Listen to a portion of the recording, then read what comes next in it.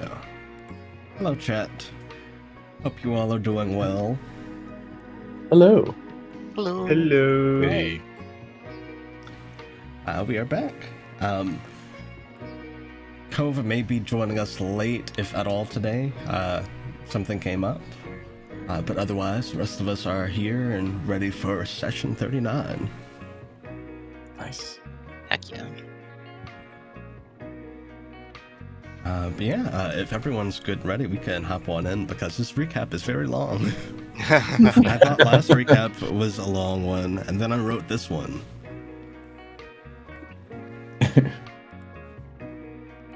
Like, if last recap was a novella, this one's a novel. Just picking it up from where it's been holding the door open. All right. Let's see.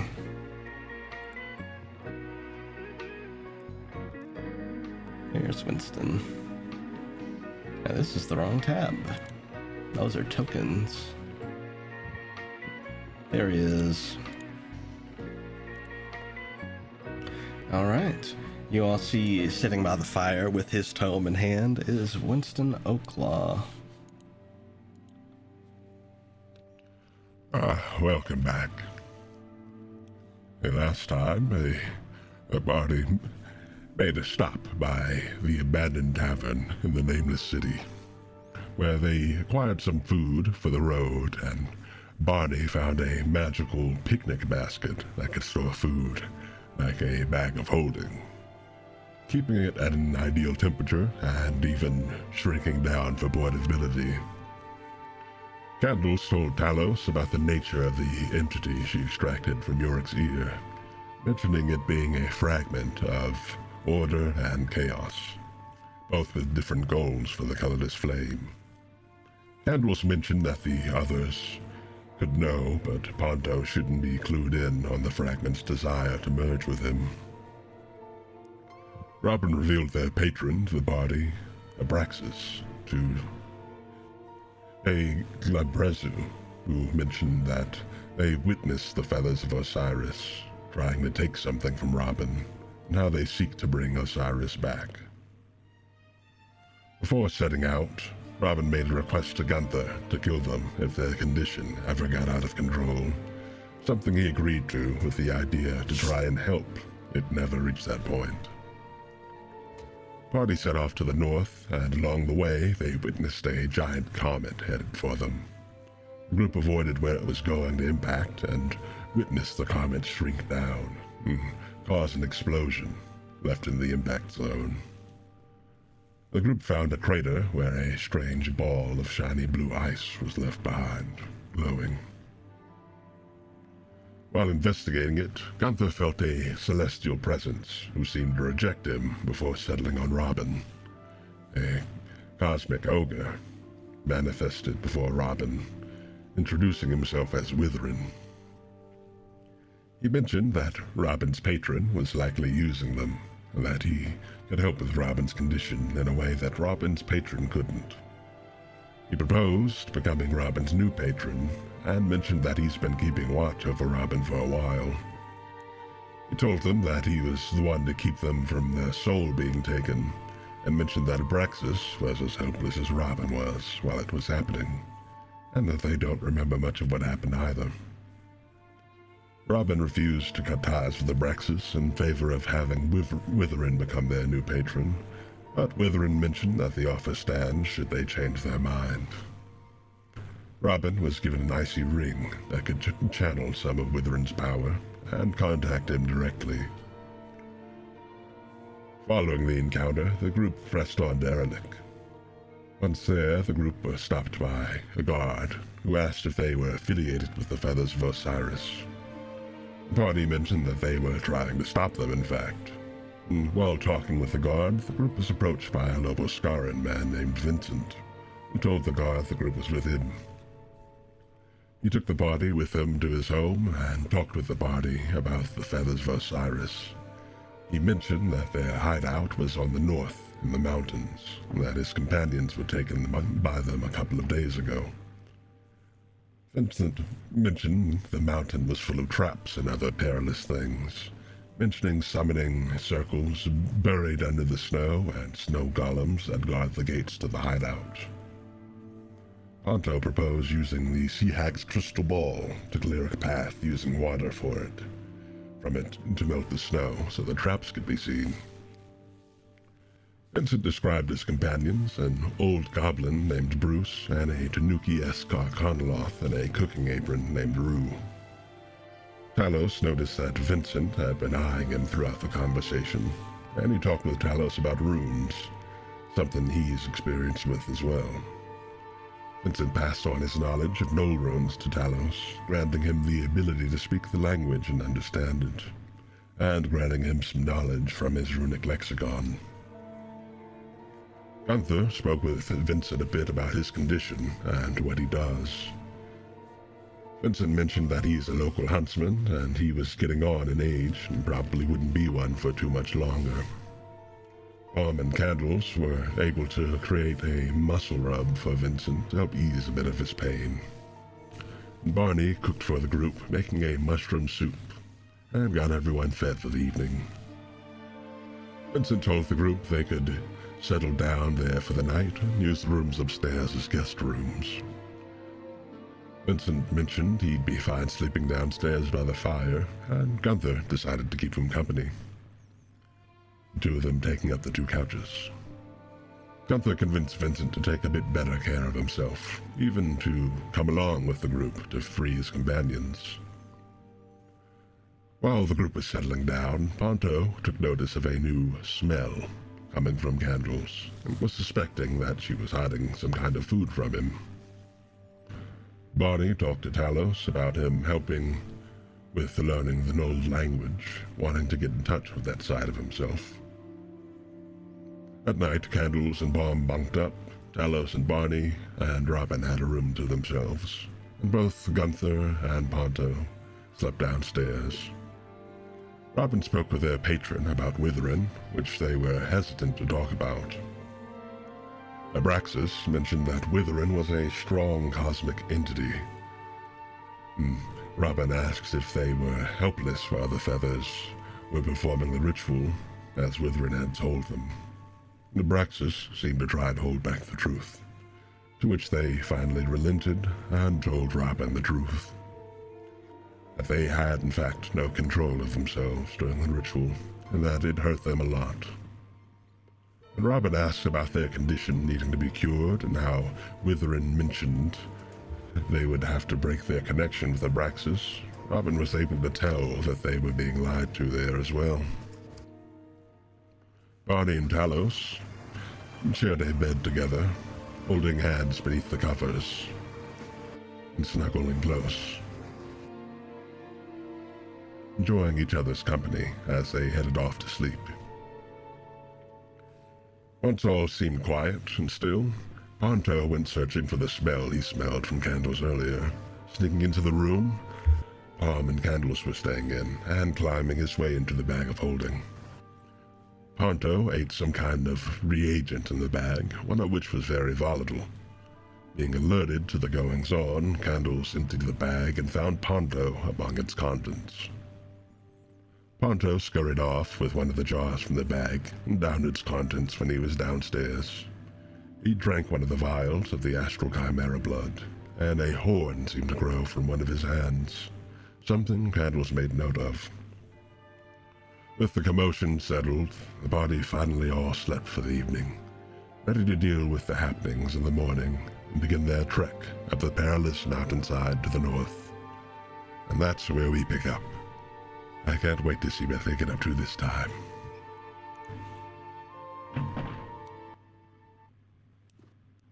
That is indeed a novel. I told you. I told you it was a novel.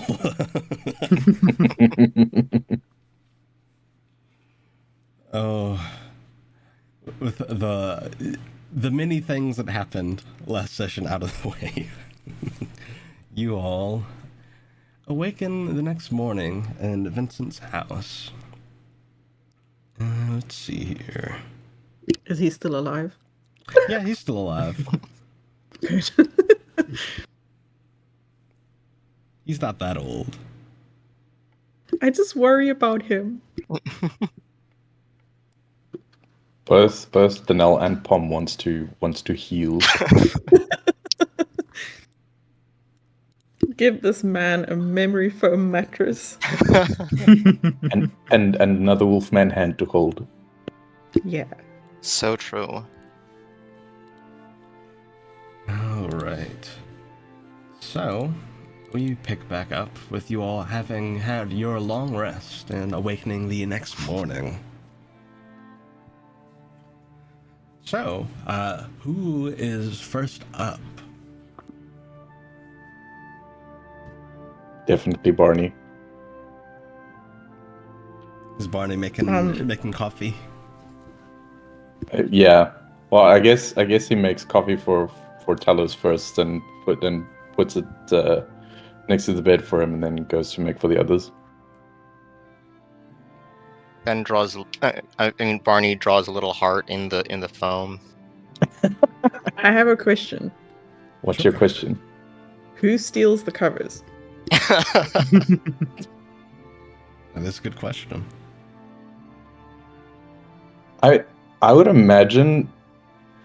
Okay, I guess it would make sense for Barney to not be under that many covers because he comes from a much colder climate, Yeah, that's about to say. That's it makes fair. sense. and he's on the bigger side, so naturally he would probably sweat more. So Yeah, Talos is the keeper of the covers. It's like whenever you covers on a bed and cat is already there, like curled up. Yeah. You mix some coffee, and the aroma of it begins to kind of waft about this rustic little home, and rises most of you, if not all of you, from your slumber.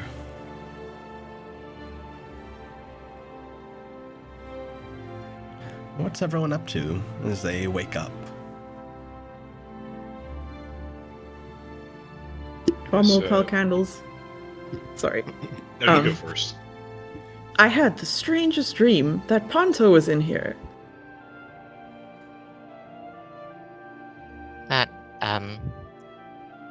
That did happen.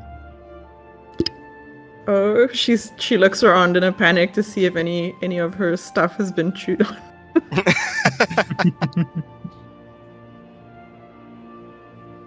And then sniffs the floor just in case. Yeah, there doesn't seem to be... I imagine Candles was able to get everything cleaned up for the most part, everything back in the bag. So weird. What was he doing in here? He was after something in the bag of holding. Oh, good lord. Okay. Wait, how did he get in? Wait, we didn't lock the door, did we? We did. That's concerning. It is, and there's something that I need to tell everyone. Are you Smell okay? I can smell the coffee. It's perhaps breakfast would be the best time for that. Right. Coffee first, then talk. Let's go. All right, yeah.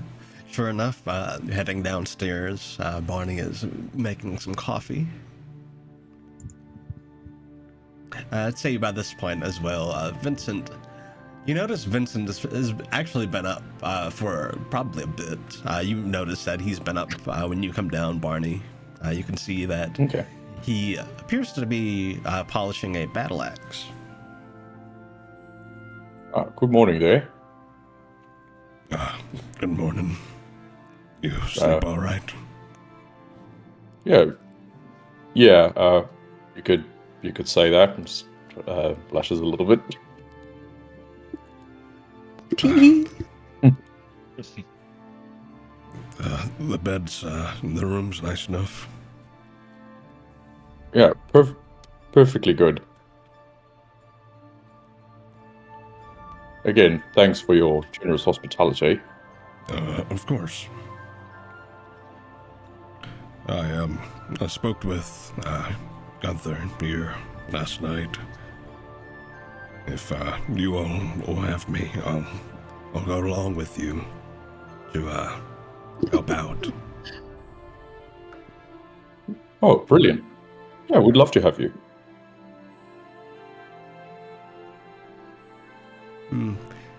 You can see that he appears to be inscribing some runes into his battle axe.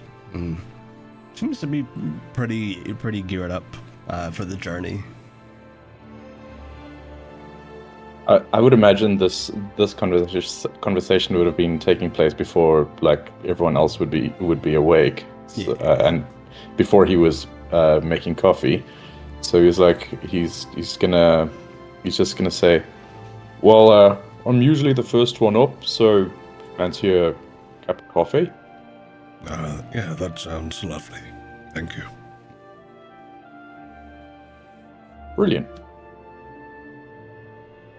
And then that's when he's gonna proceed to make coffee and take a mug up to the room to go place next to Talos.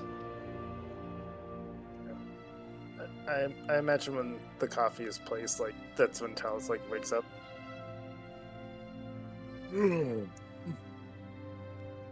Good morning. Morning. You sleep all right? I slept very well. And you? Yeah. Yeah. Slept more than well, in fact.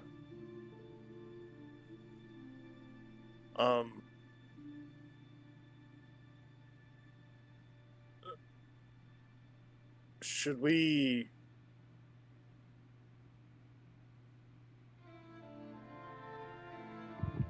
I guess. If I may ask, how long have you maybe felt that way?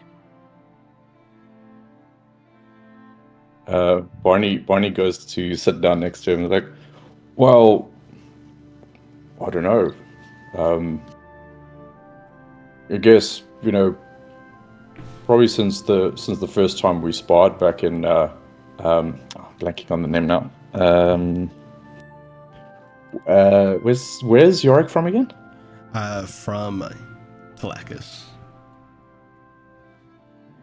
Yeah, like since the first sparring match in Telakis, I guess I felt like a bit attracted to you then. Probably, and it definitely helped getting to know you better, like by the Sheets Tavern there. When we shared some drinks, Oh, talked yes. about our lives. That was nice. And you? Oh, I mean, it's probably the first time Dallas actually looks nervous about something. Oh. A shame. Oh. Well, I mean, I had a good feeling about you honestly, when we also sparred. And for a while, I thought it was maybe like admiration or maybe a bit of infatuation. But so many things going on, and it was never really time to kind of sort it out. Right. Till the Coliseum, actually, when I was going to do something honestly a bit stupid. No, I wouldn't call it that. But you said people would miss me, and I started thinking, reflecting on who would miss me and who I would miss, and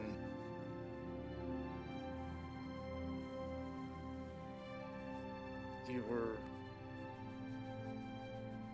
honestly the first one that came to mind.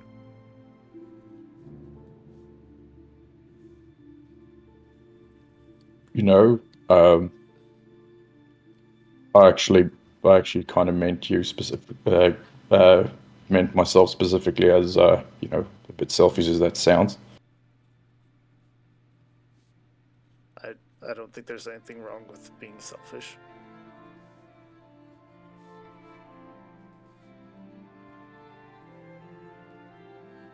That's I'm glad you feel that way. You know, all things in moderation, but like, and if someone is not going to be selfish about, especially about something like this, or in that kind of situation, you know, when, like, what other time would they? Yeah, you make a fair point.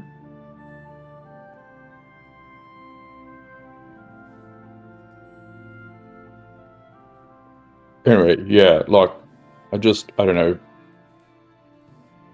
what, from last night, I think just things just kind of just felt right, you know?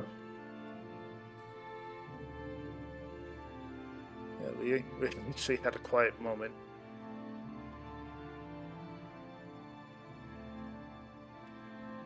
There is something else, though. I think since, you know, you and I are kind of growing close like this, I think there's something I need to show you. It's, I don't show this to just anyone. And honestly, it's, kind of a, it's a bit of a sore topic for me. But, you know, since the trust in each other are, growing stronger, I feel like you might have to, you know, see the real me.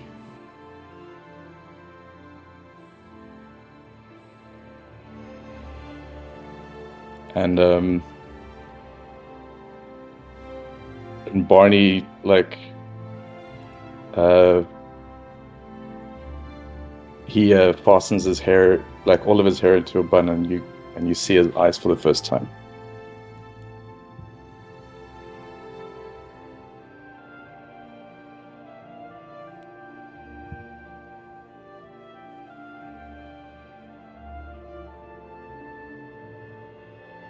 Oh shit.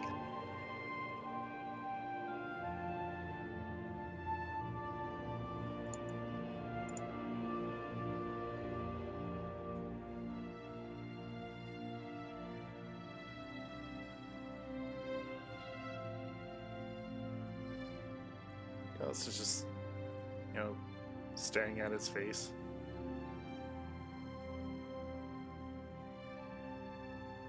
And No, I know it's not a pretty sight, but it's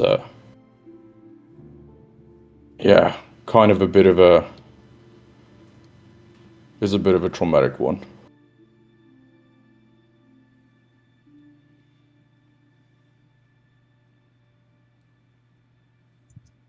Ellis slowly puts his hand on on Barney's. He says,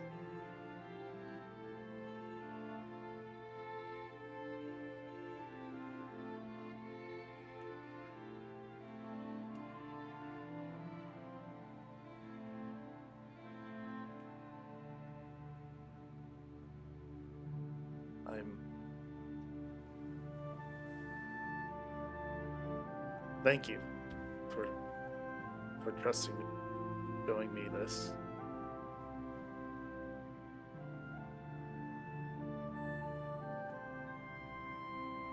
Of course. I feel like it's basically you and Mum are the only people who really know what my face really looks like. He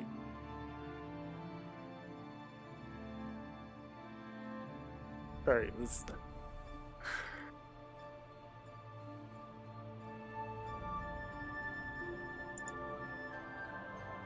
he kind of leans in and says,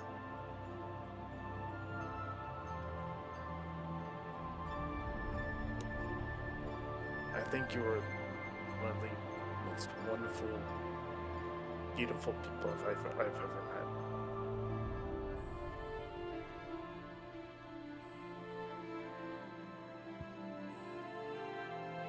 Barney starts tearing up.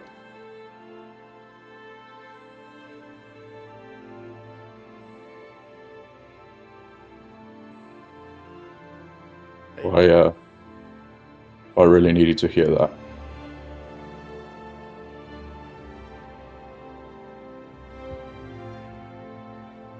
I already thought you were very attractive to begin with. That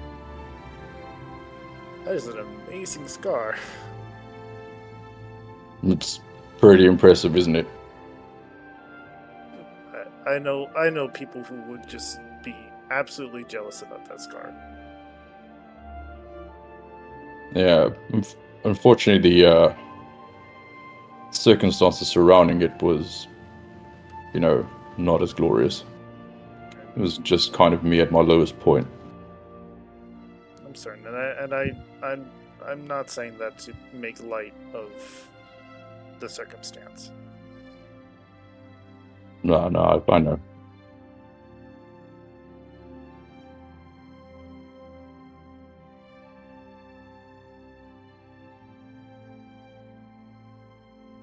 The person in front of me that I'm seeing is someone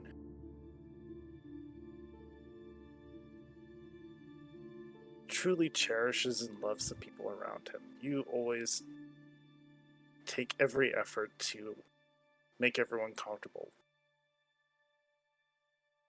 And you're the type of person who would not think twice to run and defend a stranger from assassins.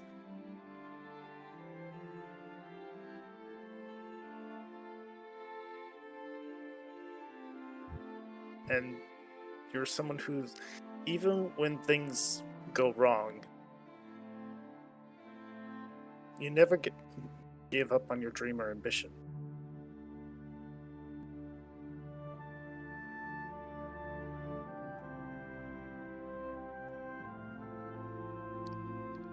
Thank you.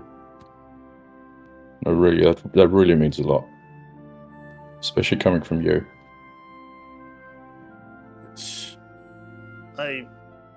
Since we're talking these things out, I should probably also be honest about something.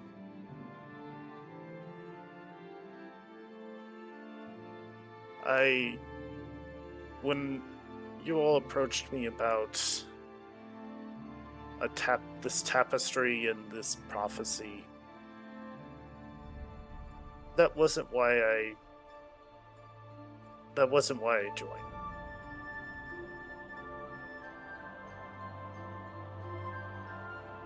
Oh yeah?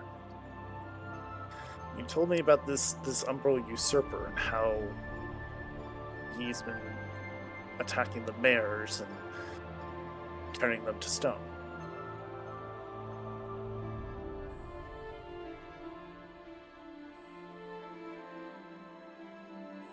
My father, Argos, is the mayor of Akram.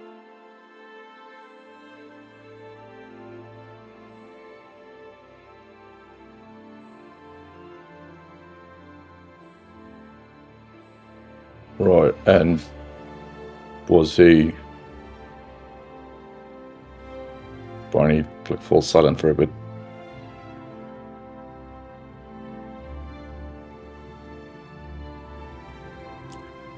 I don't know if anything has happened yet. Nothing I've been made aware of. That's why I've been kind of focused on dealing with this Umbral usurper. He's my only living parent. I want to make sure he's safe. And so that's why I joined, admittedly for selfish reasons. No, I think it's perfectly noble to, look after the ones that are closest to you. Also a reason I've kind of not really disclosed my heritage or my position as a prince.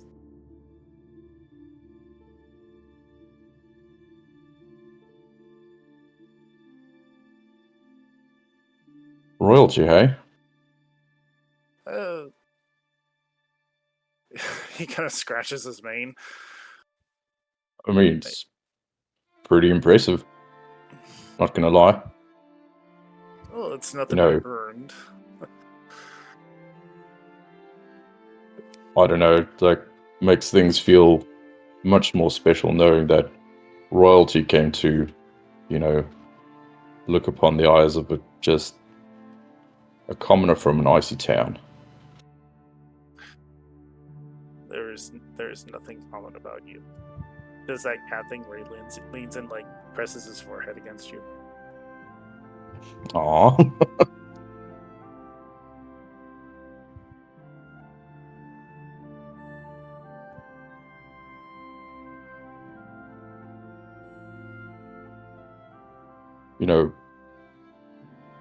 Thanks for sharing this with me too.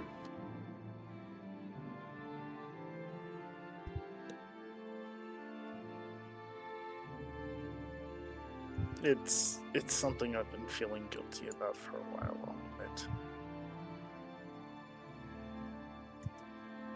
But I'm glad that I know a little more about each other. Yeah. Me too.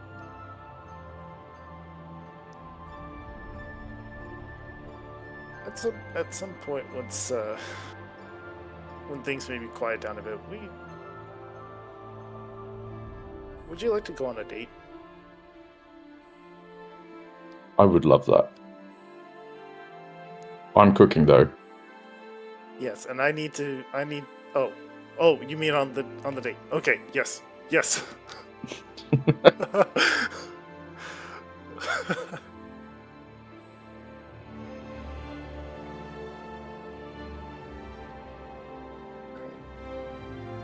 Right. I guess we should probably work the others. Yep. And I need to get working on your shield too. Oh, that's right. I'm gonna inscribe a rune, yeah? Mm-hmm. It should help. Increase your perception. So basically, if anyone sneaks up, you'll instantly know. Oh, that's great. Oh, it's really useful. Given your scout and our tracker and guide, I figured it'd probably be useful to you.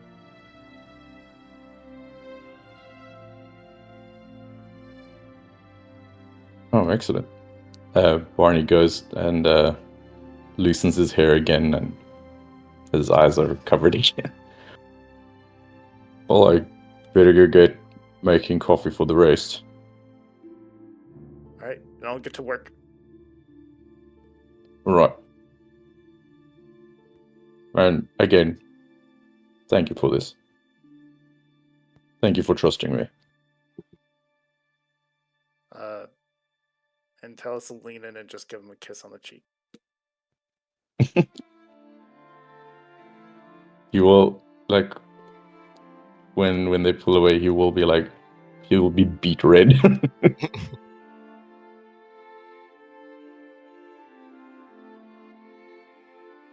All right. See you in a bit.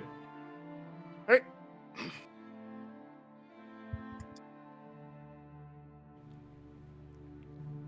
I'm making an executive decision. I'm extending Pride Month to July.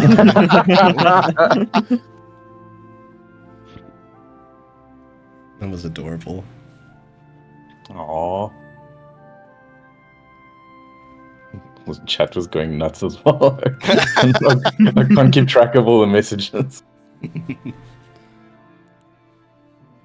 But with that, Talos, you said you were gonna work on the shield. Mm-hmm. He's gonna inscribe the Urzi rune. So while conscious, whenever a creature that is small or larger moves within 15 feet of the creature wearing or carrying the inscribed object, it immediately becomes aware of their presence.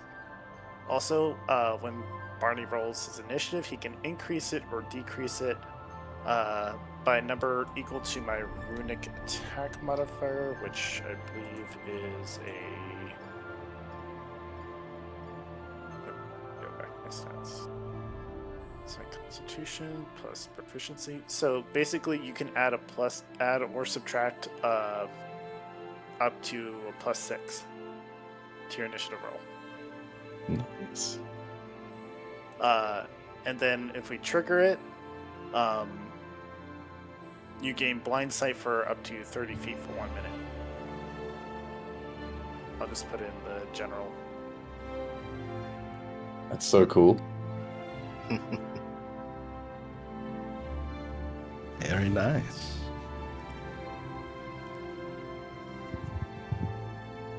Added it to a sheet. All right.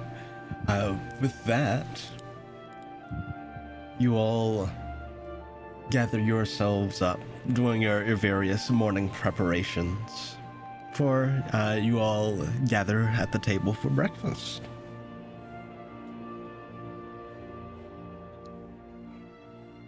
Barney is making the classic bacon and eggs.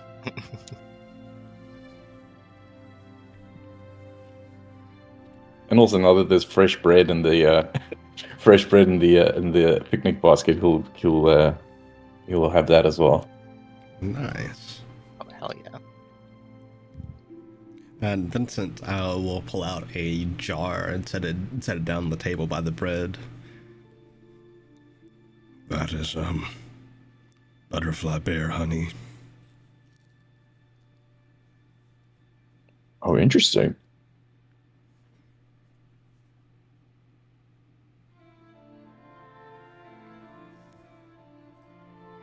He will take some and spread it on his bread. Yeah, Barney will sniff it to get an idea of the aromas. Do I need to make perception? I would say it wouldn't require you to make a perception check. Okay. Smells very much like you would imagine a honey would, but you're getting notes of cinnamon and kind of like it's almost as though it's like honey with cinnamon and brown sugar almost from the smell of it. Nice. I think Barney would also take some and spread some on a slice of bread. And it is really good. It's not too sweet. It's just the right amount of like smooth, kind of sweet flavor to it. It goes really nicely with the bread, which I imagine Barney toasts the bread. Yeah, just he'll probably like toast it in a pan. So it's like it's not like it's got like the bread's not completely like toasted throughout. It's just like sort of the Crunchy like edges. yeah. Whoa. If you can hear a noise, I think it just started hailing out here. No, it's probably just raining heavily. Heavy rain. I'll go check. Yeah, you all begin to have a very, very nice breakfast. You have your coffee, your bacon and eggs, and the toast with this butterfly bear honey. Very good. We just had dinner and I'm hungry again. Yeah. I'll try not to be offended by that.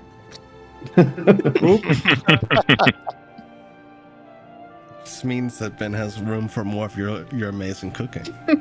Yes, I did kind of eat half of my dinner because I wasn't very hungry. Oh, it's true. Looks like now you have to master butter the honey. Oh, that might be hell. I'll be back. Pom will Indy, please. Every time I say something that sounds like a question or like who's at the door, and he's like, "Oh my god, it's time for me to bark." Shit, Mom, use the voice. Pom will whisper. I don't know who's sitting next to her, but she'll be like, are there real butterflies in this? Okay, I'm back. Gunther will probably reply, no, not really. You're sure? He takes a look at the jar of honey. Does it look like there? So yeah, taking a look at it, doesn't look like there's any butterflies in it. They give a new meaning to butterflies in your stomach, I guess. They're not recognizable as butterflies anymore. Yeah, if there are butterflies in there, you can't tell. Pureed. Oh, that sounds awful. Yeah, it really does. Yeah, from what you can tell, it. In fact, I would say make me a nature check, Palm. Uh-oh. Bye. Okay. Oh, that's a 19 on the dice. Nature is +1, so dirty 20. So you can recall being back at Sturmier's and seeing the bear outside with butterfly wings. Kind of putting that together with this. You're able to kind of piece together this might be from them, maybe some honey made by them, some kind of fey honey. Oh, that. Oh. Do they make it like bees, like throwing up into a cell? That much you're not sure of. They live in hives. Do I want to know? Yeah. Is this like something? Is this knowledge that I can't unknow? Is the question. Cursed knowledge. I think are the hives bear sized? Is like one Yeah, hive that's- like an entire mega dungeon? Do you ask Vincent? I'm not sure. I don't want to shock his frail heart by asking such impertinent questions. Maybe. Actually, yes, she does. Oh, yeah, the butterfly bears do make honey. They tend to have caves underground. And, it's not produced the way bees produce it. Is it the other end? No. Oh, good. Thank goodness. It's kind of similar, but not exactly. They have proboscis, and they all use it for the nectar. And it's not like throwing up per se, but Per se? They secrete a honey-like slime that's worked into this.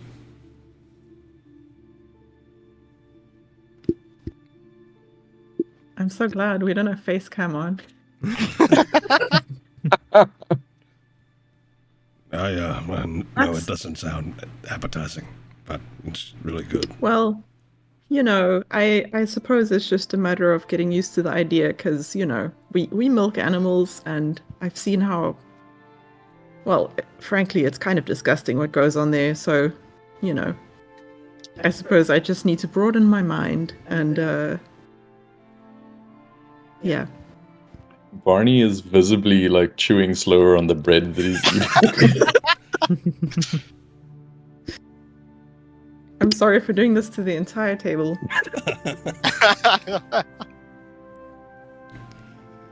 Telling the whole table what they're actually eating. Alice is not paying attention. He's working on the shield with one hand and slowly taking bites with the other. I don't know if any of you have seen cows being hand milked.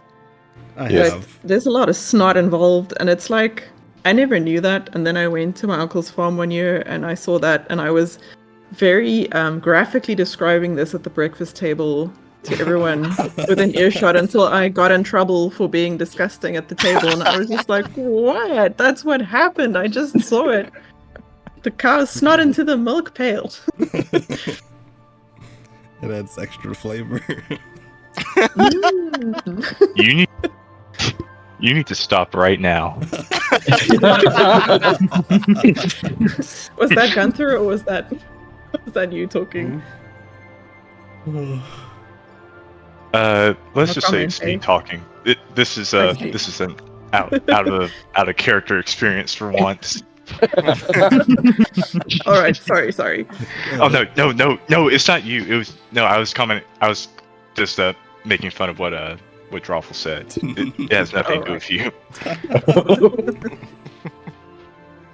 But yes, to answer the question, it's both slime and honey. Technically, it's a bit of both. Like a jelly? Yeah, it has the same consistency as honey, but I'm I back mean, in. if honey by definition is made by bees, and I guess it's not technically honey. We should add up the amount of hours I spend on this complete bullshit and subtract it from our campaign and see like how many years we could have saved if I just hadn't gone down these weird paths. Hey, it's world building. It's world building, yeah. Yeah. Yeah, it's world building. It's lore, TM. It is sugar-based, not oil-based. We're weaving a tapestry here. Yeah, Hasbro could never do this. They wish they could. They wish. We're informing the audience. Chad, I love you. The Yeah, biology of the strange creatures I envision in my head. Hasbro would never tell us about milking an owl bear.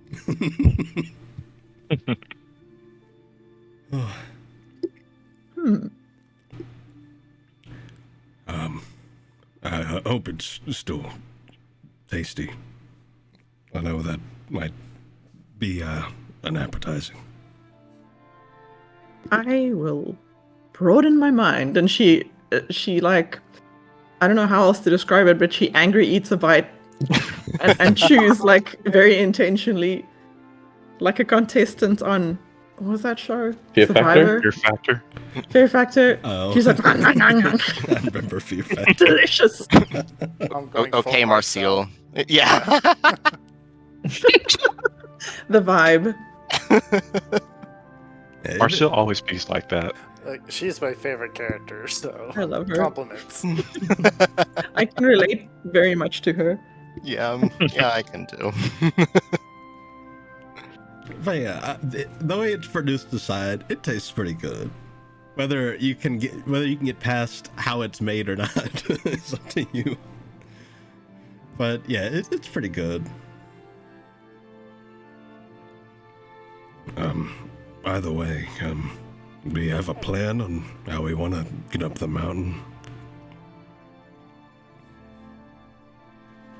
Didn't the plan involve, what Pomegranate said, tying a string to Ponto, and Yeah. or was that a joke? I can't remember. It depends on how he feels about the plan. Well, It's like a Schrodinger's joke, I guess. well, it's impossible to know because he's still sleeping. Hope he's sleeping.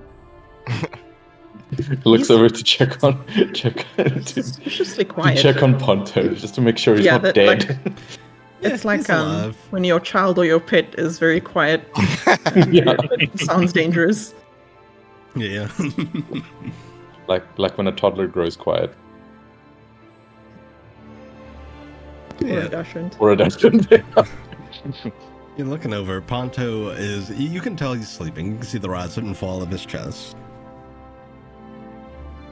What's that in his hand?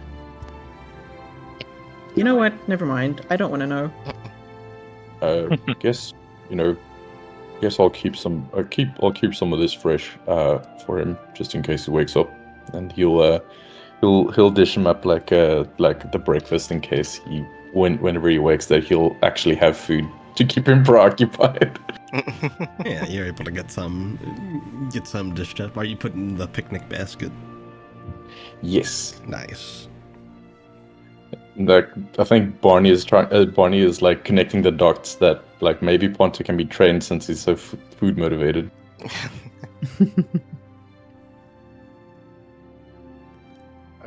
I'm seeing like Ponto on a treadmill with like a sausage hanging on a string in front of him. like those rats they used to snuff out the mines. Mm. Have you seen them? They're so cute. They are.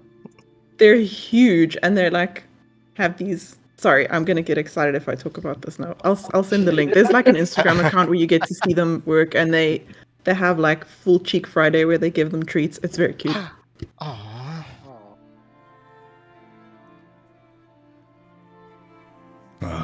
Did you all have anything else you need to do before we, set off? It's probably going to be very dangerous. I guess I'm fully prepared for anything. I think it's best that we just go whenever, just to get it over with. Yeah, I think we still have plenty of supplies and for things like climbing and such. Yeah.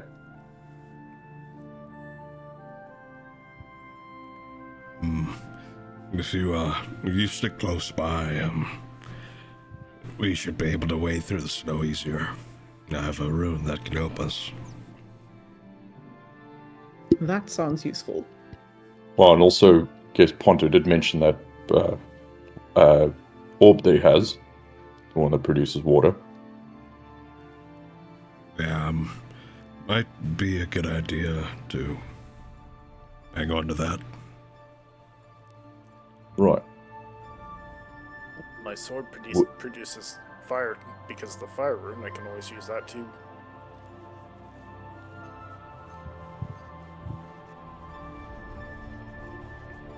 That is an option.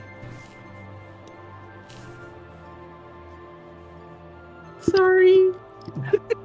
Wait, what are you apologizing for? Nightbot. I got banned for like a Oh few no. seconds because I put a link after the thing expired. Oh no, it purged all my great material from chat. It's, Rip. it's so messed up. This is a hate crime. This is Absolutely. homophobia. Is it Thank slash you. or is it exclamation? I think it's slash. I think it's slash, yeah.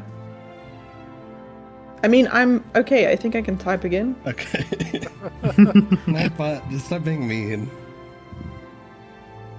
No, it's Wrath Okay. Month, but come on. Curse you, AI. How dare you? You can't Good trust a instinct. single goddamn machine. Right. It's like Ben's auto mod as well. Good instinct, but incorrect application.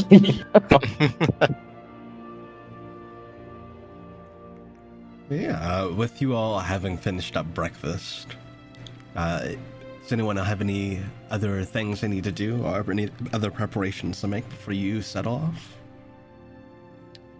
I think Barney would probably he would try to like take Ponto along somehow, but I don't think he wants to put him in his backpack because the picnic basket's there and he wants the contents there to still remain. Yeah. Give him a shoulder ride. So- Do upbeats. Yeah, you give them a piggyback ride. Yeah. I suppose I could do that, or I could strap him to North. True, you could. Yeah. Oh, A wolf we need to- papoose. We need to make North like a little saddle. Yeah. Aww.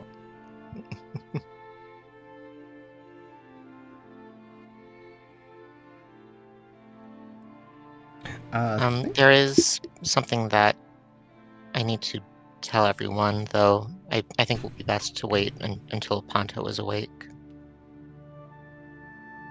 Oh. Is everything all right? I'm not sure, but it concerns him. Okay. That's concerning, but I trust you on this. Thank you. I hope that we can speak about it once he's awake. Are you okay? Yes, just concerned. Well, if you want to talk about it, I mean, privately, you're welcome to. Thank you.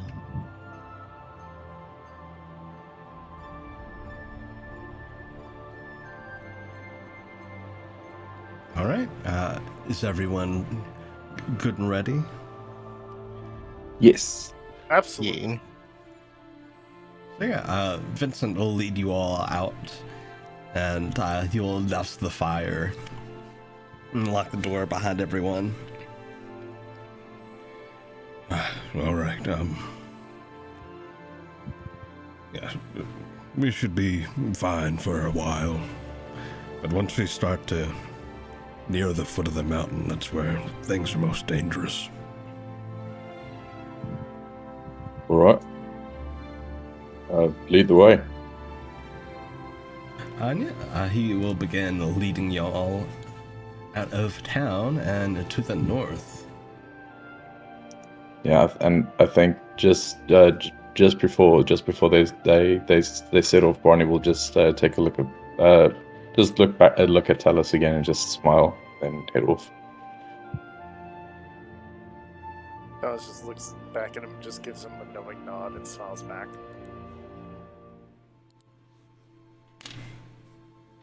So as you all start to head to the north side of town, you start to head out. You can see towering up on the high peak above, kind of overlooking everything, what looks to be a fortress.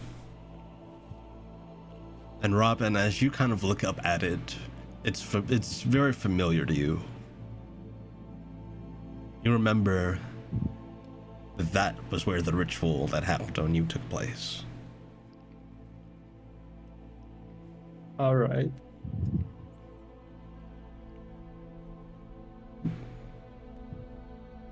You all walk for a bit before you start to reach the foot of the mountain. And you can see that there doesn't seem to be a clear path up. A lot of it is covered in snow and ice. And every couple of feet, you can see what look to be, at first glance, ice sculptures. But upon At closer first glance. inspection, Uh-oh. they... I don't like that. But upon further inspection, you can see that these are frozen corpses. I knew it. I knew it would be bad. What? This again? Does it look like what it looked like with the ice witches? I can't remember. It's been a while since we met them. Hags. The frost hags, like just before we reached Barney's village. Yeah. Yeah. As coincidental as it is, it doesn't.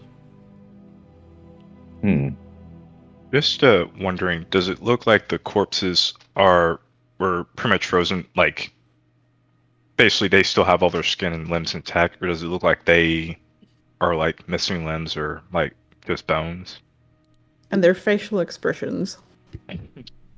Getting a That too. look at them, their facial expressions are twisted into screams.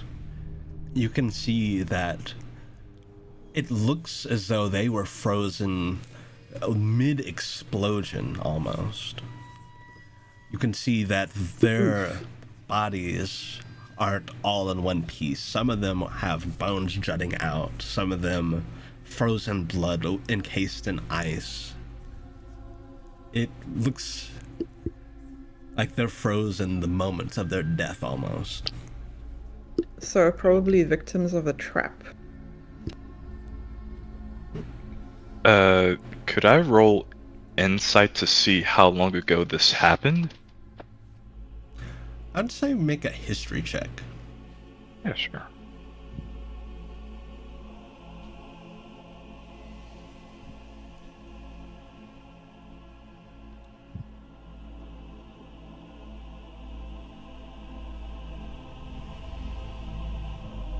is an 18. So, looking at these frozen corpses, kind of judging by how much snow's around them, the state of the ice and everything, it seems like this was actually pretty recent. Probably no more than a week ago, at most. Okay. I'll turn to Vincent and ask him, I know you said that your companions have gone missing for a while now, or at least have been captured. How long ago was that? About a week.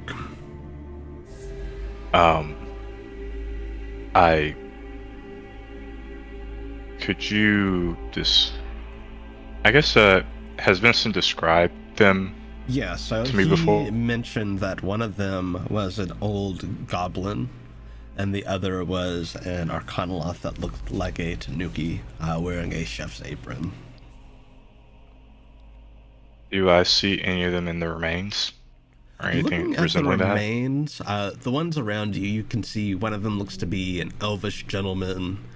Another looks to be a young adult tabaxi.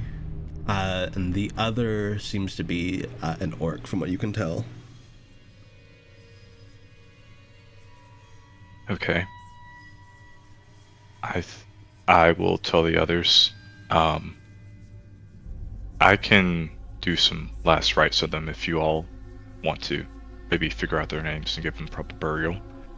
Or we can keep going and maybe come back circle around later. It might be grim to say, but I imagine there are going to be a lot of these travel up. Right. I think probably on the way back, because we want to find the other two before it's too late. Good idea. It Well, will take too much time to take care of everything every time we find them. do you Yeah. know whether it was a trap that caused this, Vincent? Looks like it. Do you have that orb? Did someone say orb? Oh, right. Not okay. I'm He's gonna- disappointed. He's gonna Disappointed. I guess, rummage in through Ponto's pockets to see if he can find it. Yeah, you're That able to sounds find very dangerous. the sea hag's crystal ball. Right. Here it is.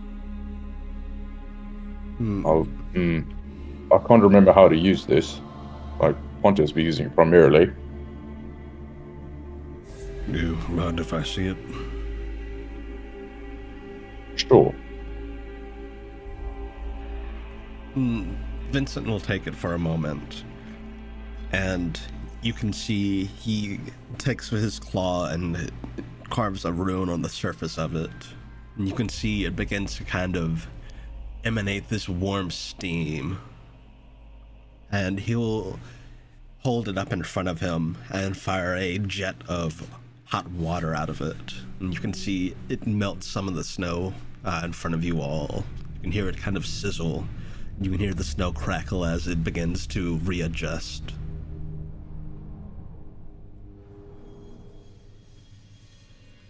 That should help. He'll hand it over to you, Barney. All right. Thanks for that. And I guess, do we see like any sigils, like after the snow's been cleared? Yeah, looking down, you can make out what looks to be a sigil. It seems to have kind of this blue glow to it, and you can see that it almost resembles a snowflake.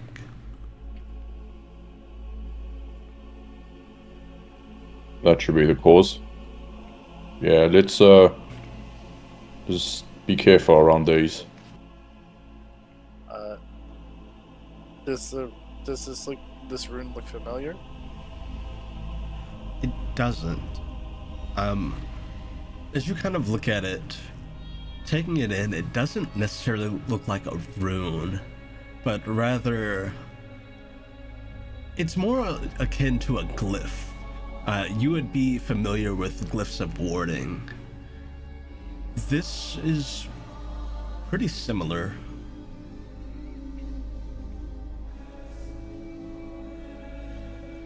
Though it seems to be a lot more volatile than a typical glyph of warding. If we touch or get within proximity of these, they're going to trigger. So we're going to have to watch our step. Right.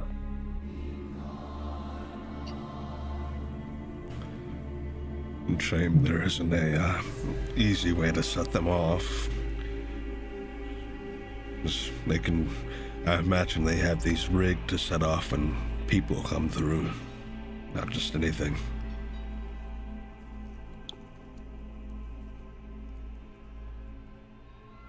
Hobbling. Would it be disrespectful to use? She's just going to kind of glance back over toward the already frozen corpses.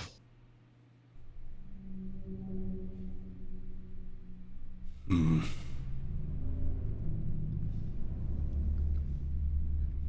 I suppose it would be effective, but...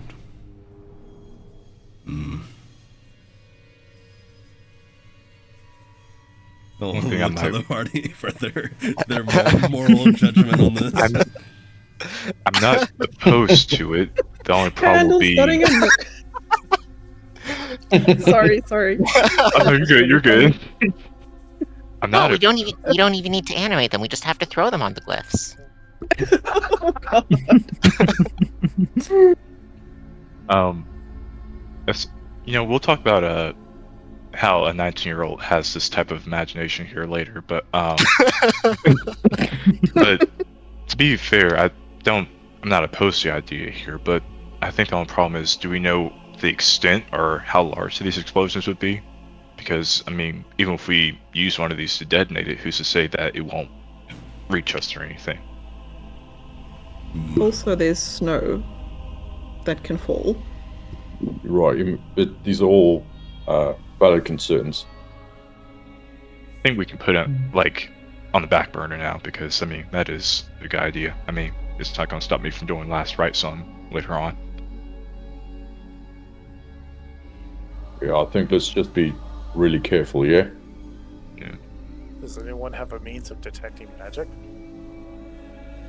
Oh yeah, I do have that. Yeah, I have, what is it called?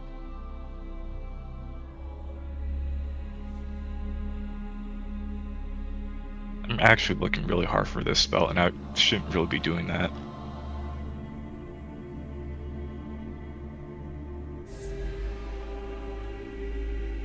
Does Gunther have detect magic?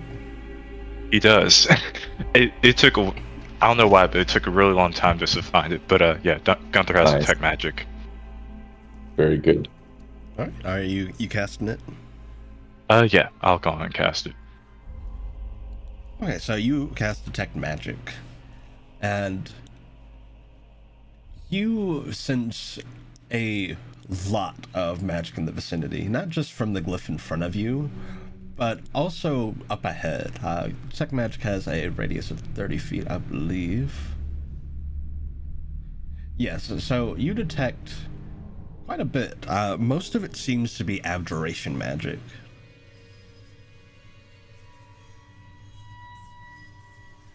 I will let the party know here. And I'm assuming that we can probably, if I still keep concentration on this for next 10 minutes, we can probably use it kind of like I guess like a metal detector. Yeah, you're able to see where they are, see where the glyphs are with your detect magic, and kind of point them out. Y'all don't mind me taking the lead here? I can kind of lead us around. I'll tail close behind. It'll help us move through the snow easier. Mm, Yeah, by all means. you see Vincent. He has what looks to be some kind of runic bracelet on his arm. You can see he seems to twist one of the rune stones on it, and very oddly, he begins to secrete mud from his feet, and he'll begin to take point, following Gunther. Cool. And Talos, you would realize that that is the Mukvok rune that you would have come across when you were reading through his Nullic lexicon. That is a Null Swamp rune. Yeah, I actually have it recorded from when we used it in the Viridian Fold. Oh yeah, that's All right. true. Yeah, when we trapped Sirius. He's kind of happy he never tuned this. Yeah, it doesn't look comfortable. The snow is definitely sticking to the mud, and it doesn't look great, but it definitely helps you all in moving through the snow. It almost feels as though you're just walking on perfectly fine, solid ground. No, you're not slipping around. This runic aura that's coming off of him seems to make it a lot easier to traverse the snow and ice.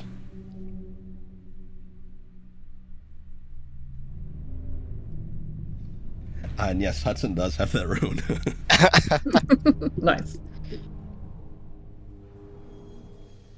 Yeah, he actually has a special rune to turn that off.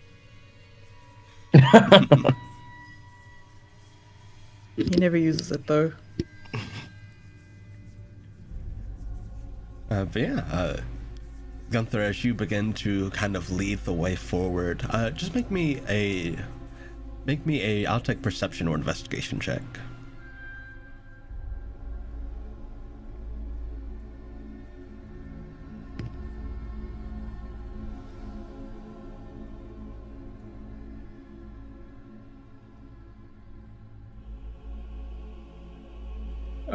Me? Sorry, I kind of Oh, Gunther. freaked out. Oh, okay. Sorry, that's it. I rolled a 7. Okay, so as you all start to press on, with Gunther taking the lead, kind of pointing out these glyphs as you all go about,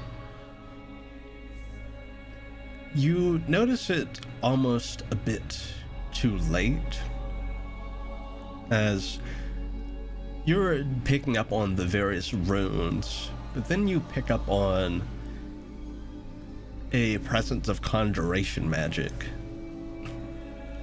And appearing up in front of you all is a very large snowball. And it begins to, slowly at first, begin to roll towards you all. We need to... Can I guide the rest of the party to like a place where we can avoid the snowball? Make me another perception check. See if you can find a good spot. Because currently where you are, you're also surrounded by glyphs. Yeah. Oh shit! Okay. Not a justified Prometheus run. Yeah, that's probably not gonna happen. That was in that one. Oh no. Oh no. Oh no. So, Gunther, Good. you're looking around, trying to find some sure footing away from the snowball where you all can maybe get out of the way of it. And in the panic of doing that, it's rolling closer, it's picking up speed, and it's getting larger. Okay. Can I?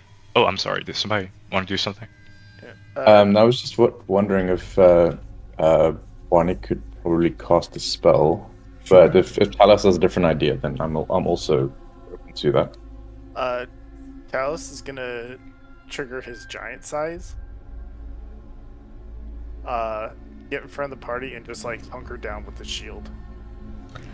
Okay, let's see. I would say for this, just make me a strength saving throw.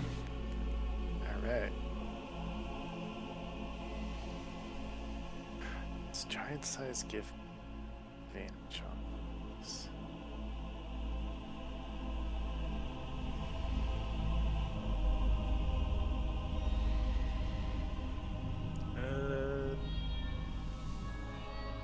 Yeah, I do. Sweet.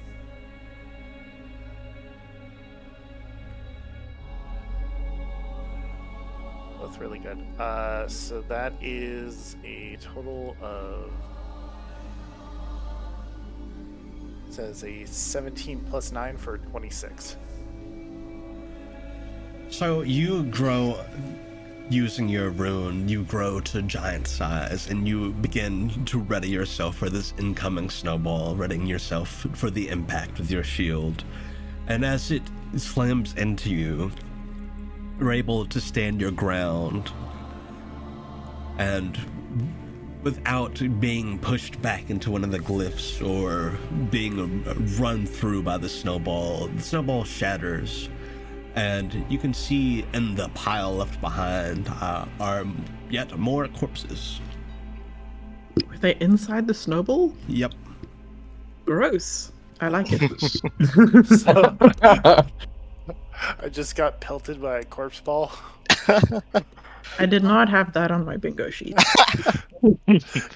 Oh, gross. Whose finger was that? I know we made the joke before. It's just like, SpongeBob, I think Squidward's getting really serious about this. The last one had his clarinet in it. Whoever that bard was. I guess could Gunther do like a quick scan just to make sure none of the corpse pieces are Vincent's companions? Yeah, looking it over, they don't seem to resemble Vinton's companions. Okay. Though very alarmingly, these people look very skeleton-like. Not because they're all bones, but because they look like they are drained of any nutrition that was ever once there. They are all deathly pale, and they looked like they were drained of pretty much everything. Oh, that's worse. So we're not only dealing with explosions here, but we're also dealing with life drainage. Yeah, for a second I was a bit worried that the corpses also had those glyphs on them would start exploding or something.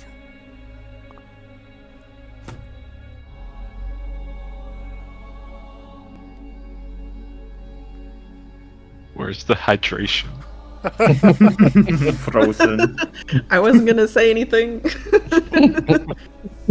Why is Nightbot doing this? Nightbot. Or Ali, I'm sorry. We're companions in being victims of Nightbot today. Hate so many really hate is crimes. homophobic. Nightbot It really is. is acting up today. Hate crimes. That's what I'm saying. Yeah, we're confusion too, Ollie. Yeah, why did it... And so, yeah, links are disabled by default. Maybe... Oh, no, it did. Hold on. Not Nightbot saying you're on my naughty list. Okay. Nightbot, please. There's a typo. That's why. Oh. There. Mario Brothers beat down video. No, you should be good. Typing on my laptop is not my strong suit. Oh no. I hate when Nightbot does this because sometimes you post a link and it's like the comedic timing is just right, and then by the time you've unbanned and everything and you post the link, it's like the moment's gone. Never mind. No. Yeah. But yes, you all see this pile of corpses. They look almost zombie-like.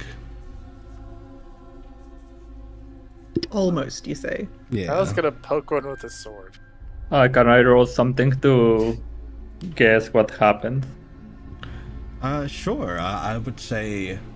Are you trying to figure out what might have happened to the corpses? Like... Yeah. Okay, make me an Arcana check. Gonna check. Alright. 17. Nice. Getting a good look at them, these corpses were stripped of their souls. You are almost certain of it.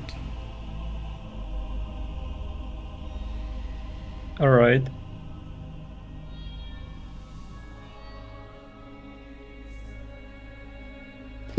Would Robin know what kind of creature would do that? Or spell? They are sure it was the leader. I forgot the name. Lindelin? Llewellyn. Yes. That person. Sorry, fantasy names are not my strength. No, you're fine. So funny little factoid. The studio I'm going to be working for, the new studio I'm going to be working for next week, they actually have a chef named Llewellyn. Really? Yeah. Nice. Also, can we appreciate a game dev studio that hires chefs? That is great. Yeah. This is just gonna poke one just with this little. You said he's gonna poke one with a sword? Yep. You do, and the skin is almost paper thin. You cut straight through to the bone, and I don't like. even more alarming, it doesn't bleed. I don't. Wait, aren't they frozen? Sorry, They're go not ahead. frozen, they're just very cold. I, the player who very much enjoys horror, does not like this. He's just tell us just gonna palely just wish it.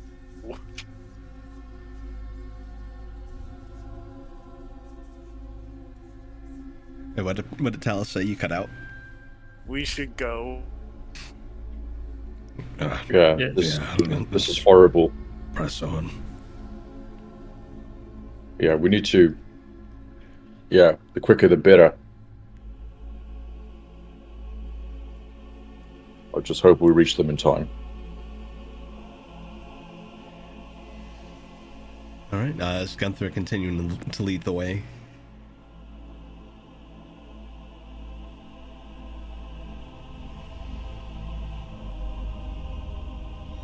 I'm sorry, I muted myself. Yeah. Oh, you're fine.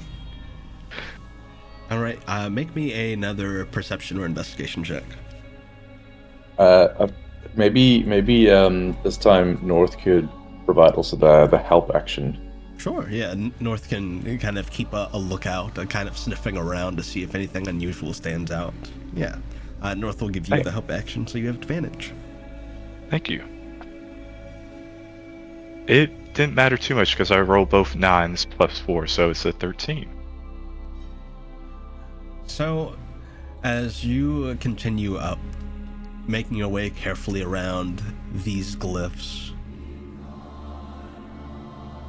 you manage to make it pretty close to the top before you guys notice something. Kind of off in an alcove on the cliff face as you're going up this mountain pass, looks to be a little cavern. And you can see what looks to be a faint glow coming from inside of it. Kind of a deep blue color.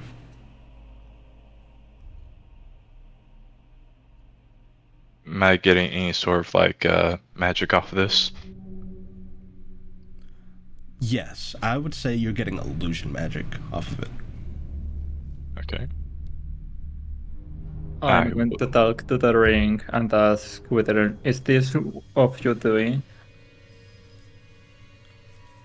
You speak to Witherin, and let me see here.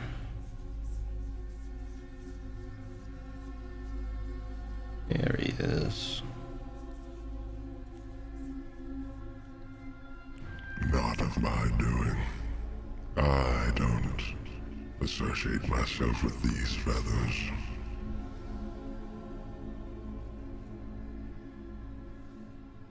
Alright. You better not be lying. No, that is not mine.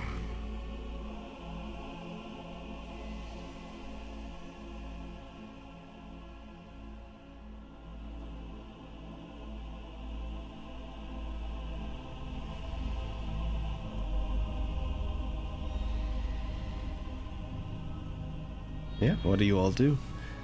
You continue up the pass, or do you investigate the glow from the cave?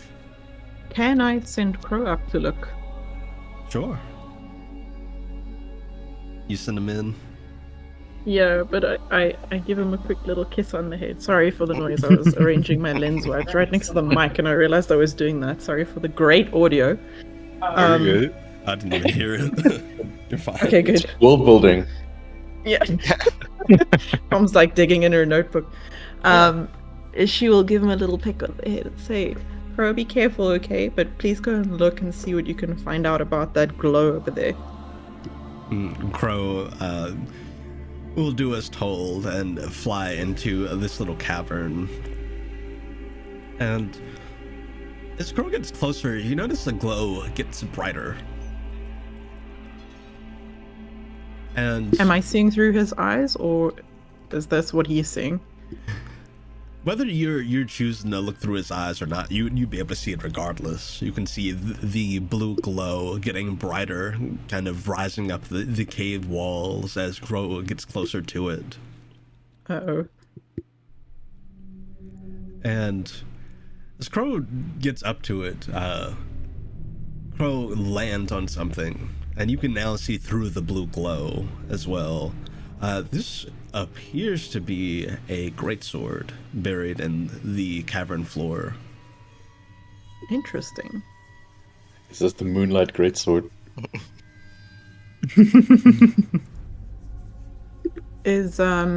Does it have any runes on it or sigils around it or something?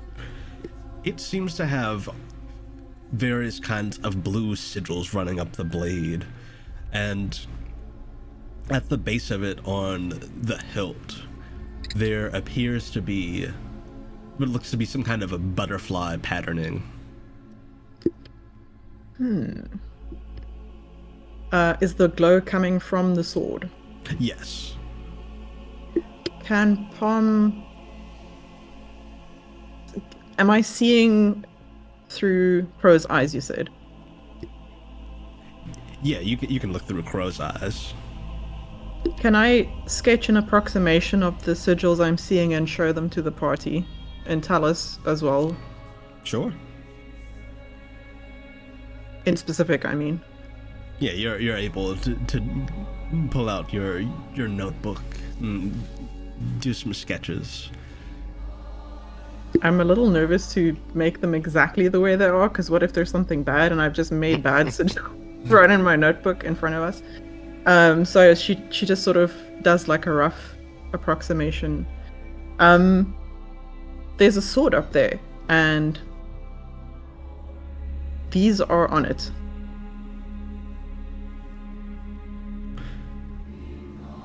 Looking at it closely,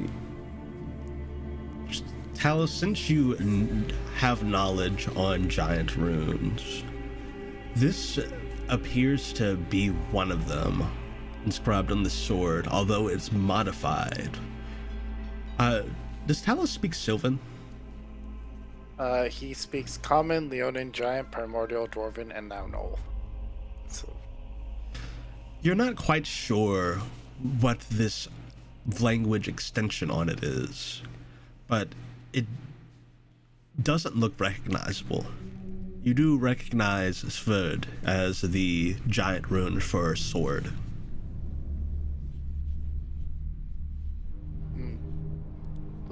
it's got giant runes on it, but the language appears to have been changed. I don't really recognize it. Do you think we should go retrieve it? I mean, we can certainly try. I can tell you exactly what kind of magic it has, but I would have to touch it.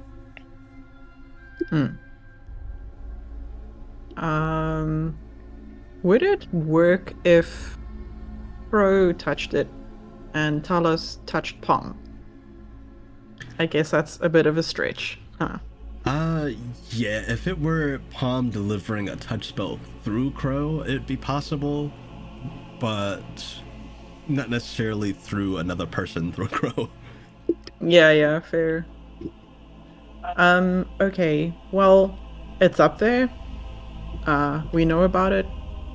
We can choose to collect it, I suppose. I'm not sure if it's relevant to our mission right now. I mean, could be pretty useful. It seems significant. Yeah. I mean, why would it It be? was glowing. Why would it be up there? I'm not sure. Why would it glow? Why would God tell us about this if it's not And important? Yeah, why would it be up here and unguarded? That is a little suspicious. Right. Oh, you know Well, what? in fairness, I suppose all those traps would be guarding it. Yeah, true. But No, it the does traps feel were like... not guarding it. How so? I think most of these corpses were soul drained, like the ritual they tried to do on me. I think they are trying to use them to put the traps. Do you think the sword drained them?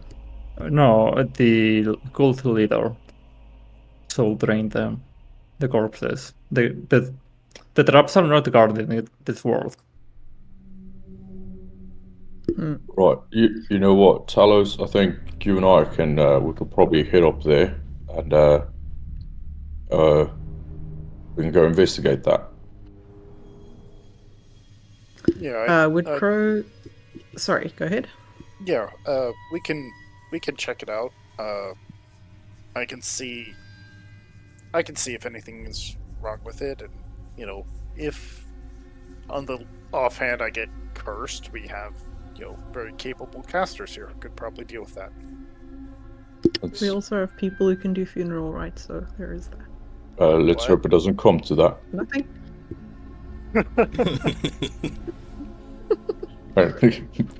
Barney with his Sorry. own senses. There are things you think but not say. God damn it. See, this is why we love Pom in the party.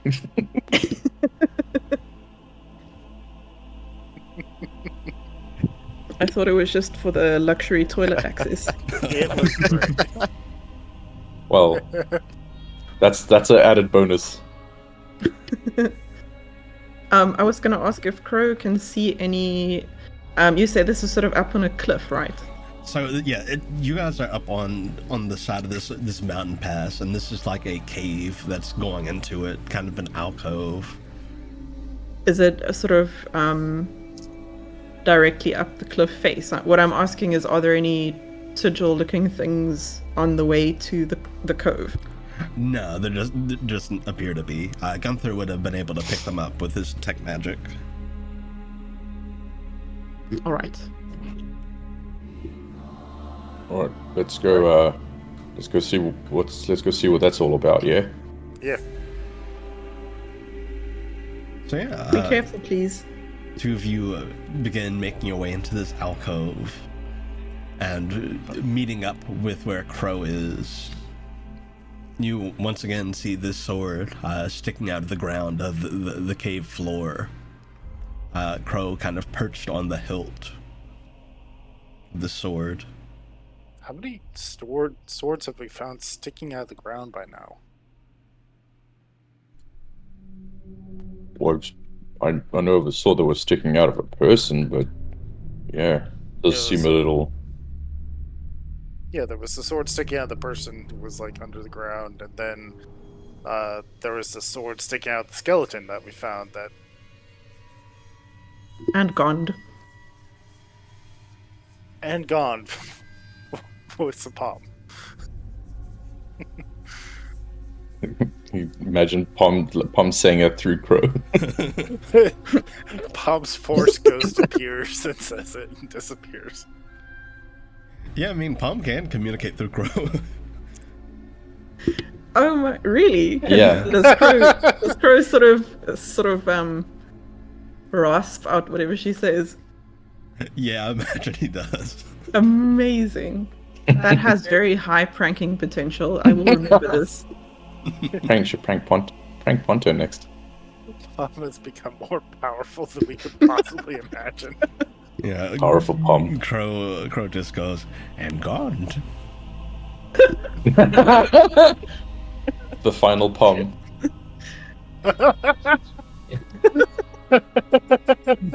That is incredible, Ben. We have to roll that. Pom just Good. blowing up helicopters like, I do this. God forgive me. We go back to the modern world, and Palm just rocks the final Pam's outfit. Fuck yes. Oh shit. Icon. I love Final Pam. She's amazing. We have a final pen pin. We do. I mean, you do. I bought it for your birthday that one time. Hey, Alice will approach the sword. And I don't. I mean, we kind of already know what it is, really. But like, would an Arcana check like add anything additionally to what we already know from the sword? Sure. Make me an Arcana check. Okay. Efficiency. Here we go. Dang it! I rolled a 2. That's an 8. Yeah, based on what you know, you can tell that it is very magical, whatever it is, and part of that seems to largely be from the modified rune that's attached to it, but you're not able to really glean anything new about it.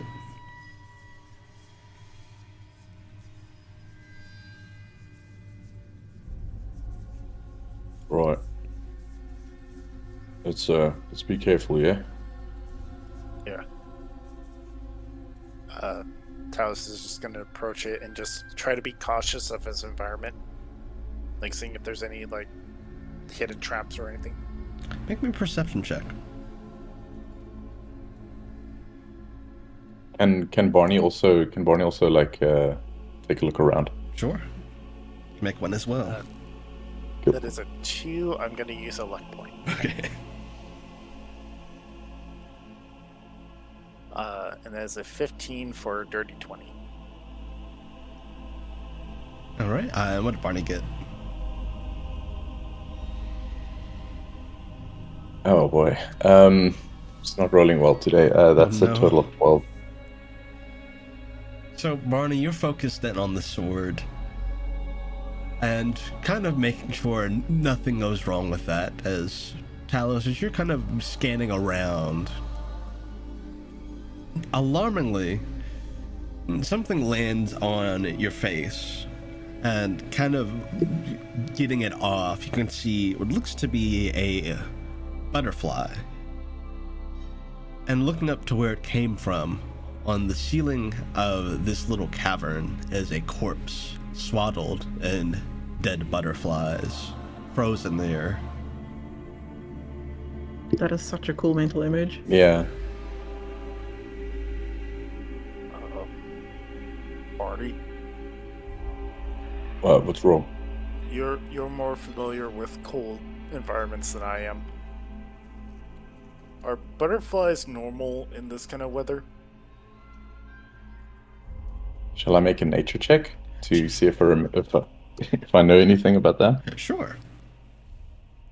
Okay. Don't fail me this time, dice.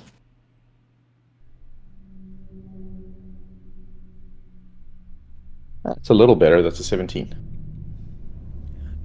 Yeah, so with that 17, you know that despite the cold, there are a few species of butterflies that especially tend to like more like wintry berries, like juniper berries. You would know that these are glacial butterflies. That, similar to frostbite wolves, have a thin coating of snow on their wings that kind of dusts off them as they fly. Cool. Would that nature check also tell me if like they would have been the cause of death for the corpse?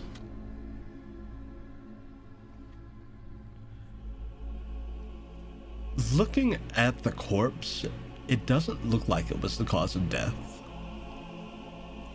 The butterflies seem, from what you can tell, they seem like they were almost linked to this person, or perhaps to the sword. As to how the person died, it's a bit hard to tell. There aren't any marks on them. They don't look malnourished or like they were hit by anything.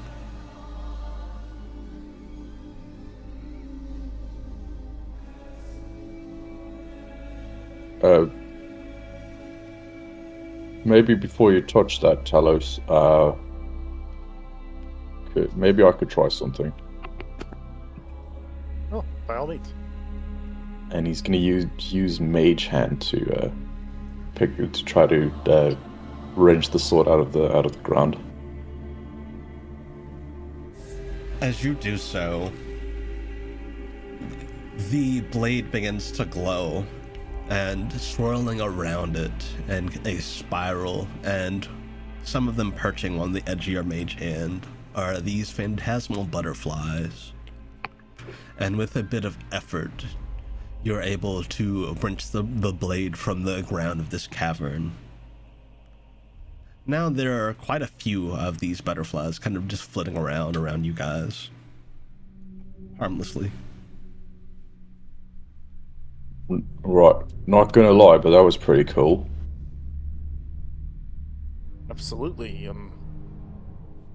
Do you think this is some kind of fey magic? No idea. All I know is it's incredibly magical in nature.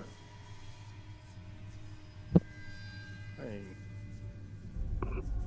So are you? Aw. Blushes a bit. Does Crow try to eat one of the butterflies? Absolutely. Should he roll? Yeah, sure. Make me a survival check for Crow. Okay, that's 19.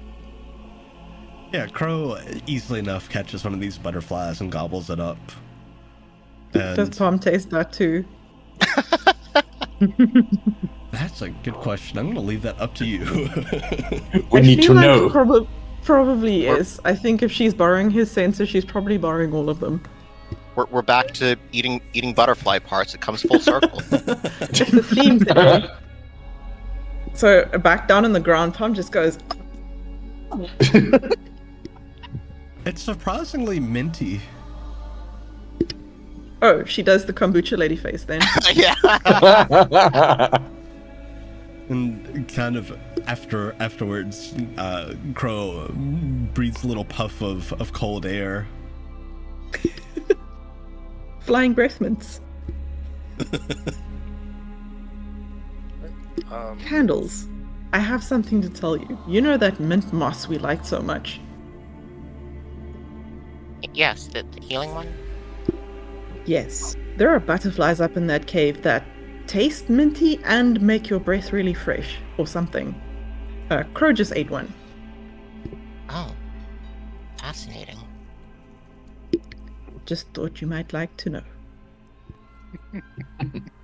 Yes, thank you. We'll see if we can find some down here. Is the sword closer to them?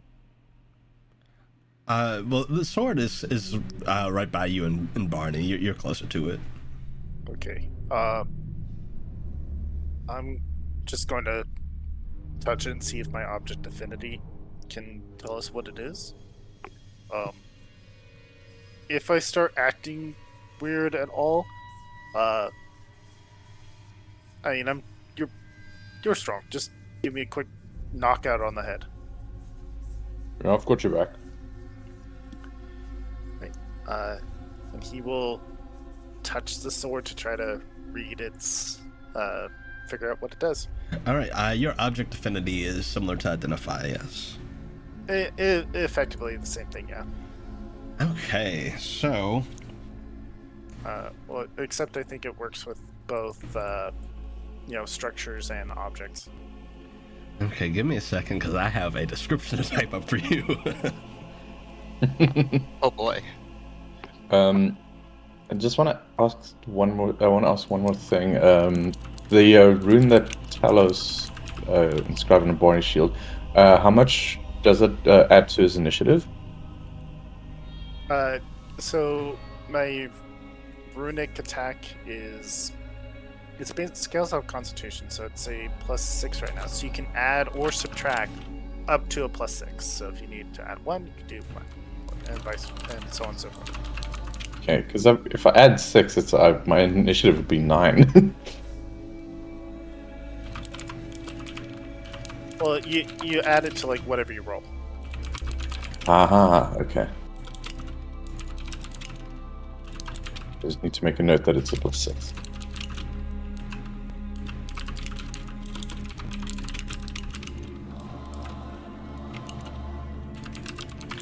All right.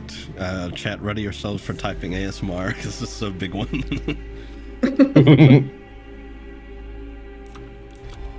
I kind of like that. Palm and two candles have become like the two like I found a shiny rock. Let me show you.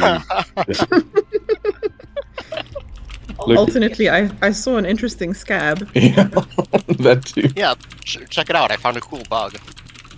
Yeah, like the two BFFs in the party. We should eat the bug to see what it does. Palm and candles need a secret handshake now. Yes. Like they should just start and see how far they get without like planning. I think Candles just kind of awkwardly stares at the extended hand. Leaving me hanging here. That's how you know, though. The next time Yeah. the next time you face Candle's doppelganger or someone like disguising themselves as her, it's like if she doesn't shake my hand, it's the real her. Yeah. If she shakes your hand, and so you know to just like sort of like grab her forearm and toss her over your shoulder. With my extremely high strength stat. Yeah. Pomegranate suplex. What is my strength in? If it shakes, shank it. Yeah. Yeah, with that cool knife the orc lady gave you in session 1. So true.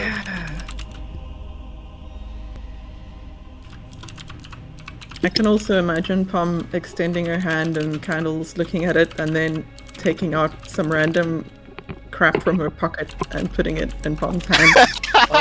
Oh, there was a thing. You want a centipede?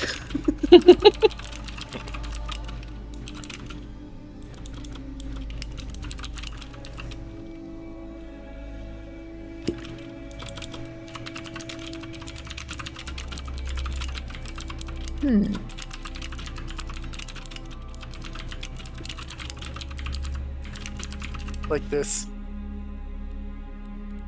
Okay.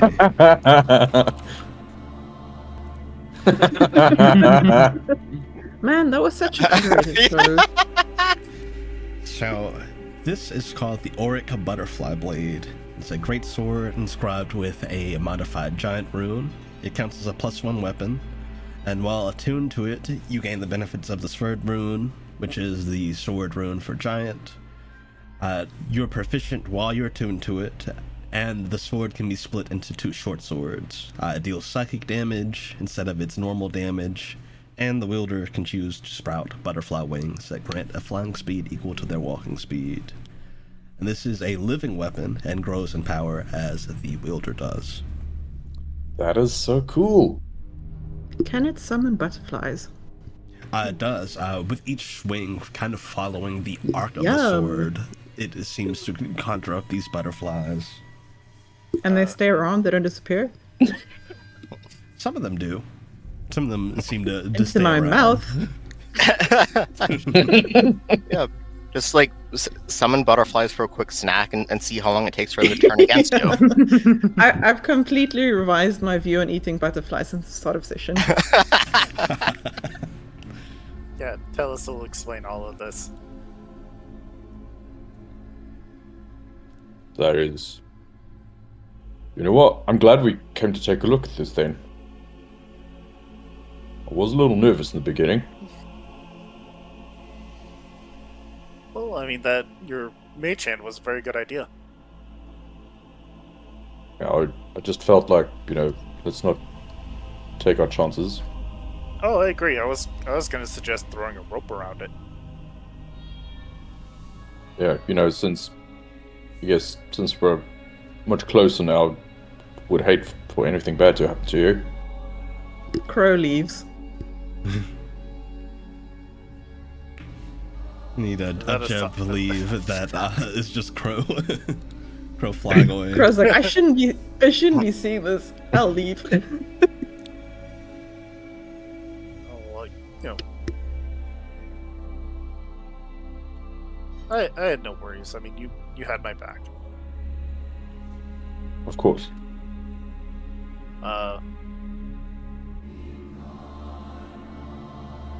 So, Do you want first do you want... dibs? I was gonna ask you the same thing. I like fighting with the sword and shield. Alright. And I don't mind taking that off your hands. Talos is gonna just do the very awkward thing of like, he does like the Neil presenting sword meme.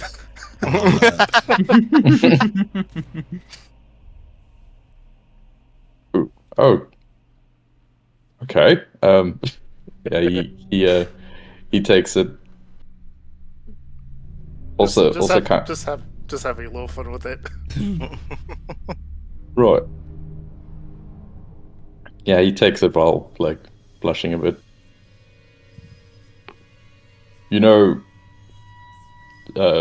Something about orc culture is the offering of a weapon is kind of considered as a great honor. So, yeah, I'll gladly take it.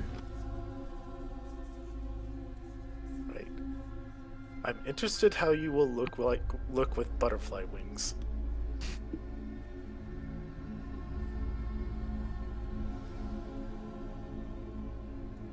I've never really imagined what it would be like to fly. Honestly, actually, a better reason why you should have it. You know how I feel about flying. Fair point. Cool. I'm sure I'll- Bob will tell everyone we're fine, but we should probably make our way back before they panic. Right. Let's not keep them waiting.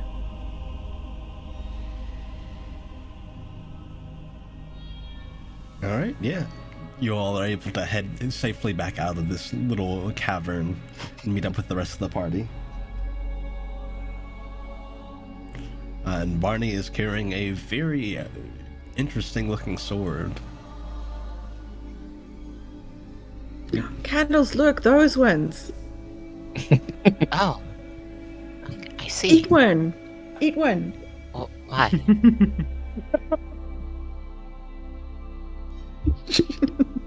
Candle's trying to I'm avoid quite listening to her, like, shoulder demon. There are which two one? shoulder demons, and they're in agreement.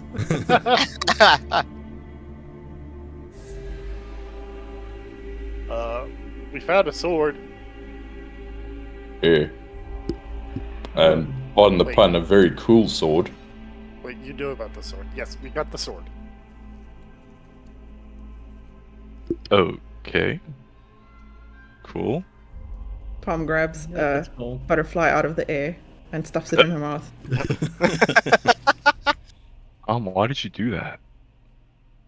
She breathes out a little puff of cold air. Okay. Minty fresh. So you just ate a butterfly for no reason other than just to have many fresh breath? I That's okay. Skyrim You're moment. valid. You're She valid. feels bad now. Talus, Like I ended a life. Talus grabs a butterfly and eats it. Vincent also does so. Flying You Vix. You didn't even ask the butterfly if it wants to be consumed. How dare you? They are refreshing. Do butterflies talk in this land? Oh no. Not usually. I suppose if you speak with animals. Please no one do that. It's bad enough that I Ponto feel has. bad now. Barney can speak to animals. Barney, no.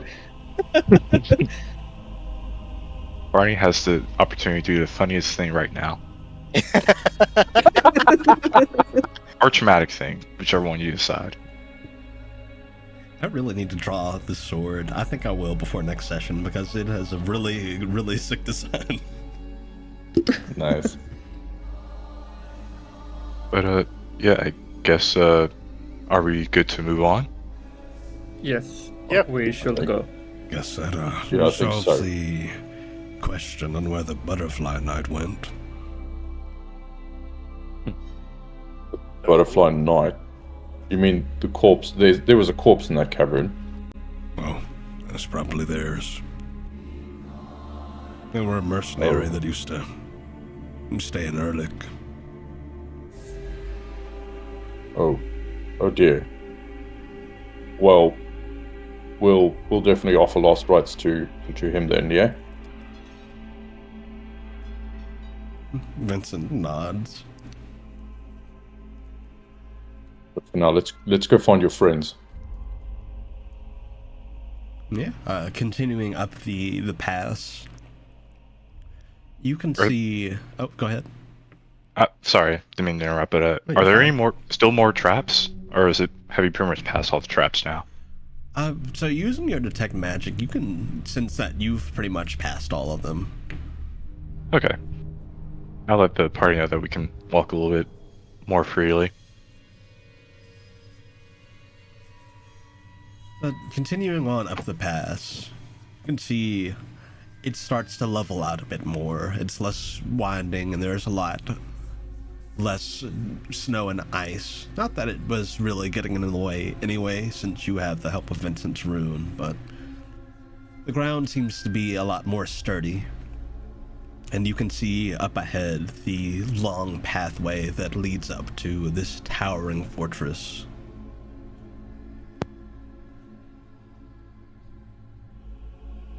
We're getting close. How do we want to approach this? Do we want to just go through the front gate or try to be more stealthy?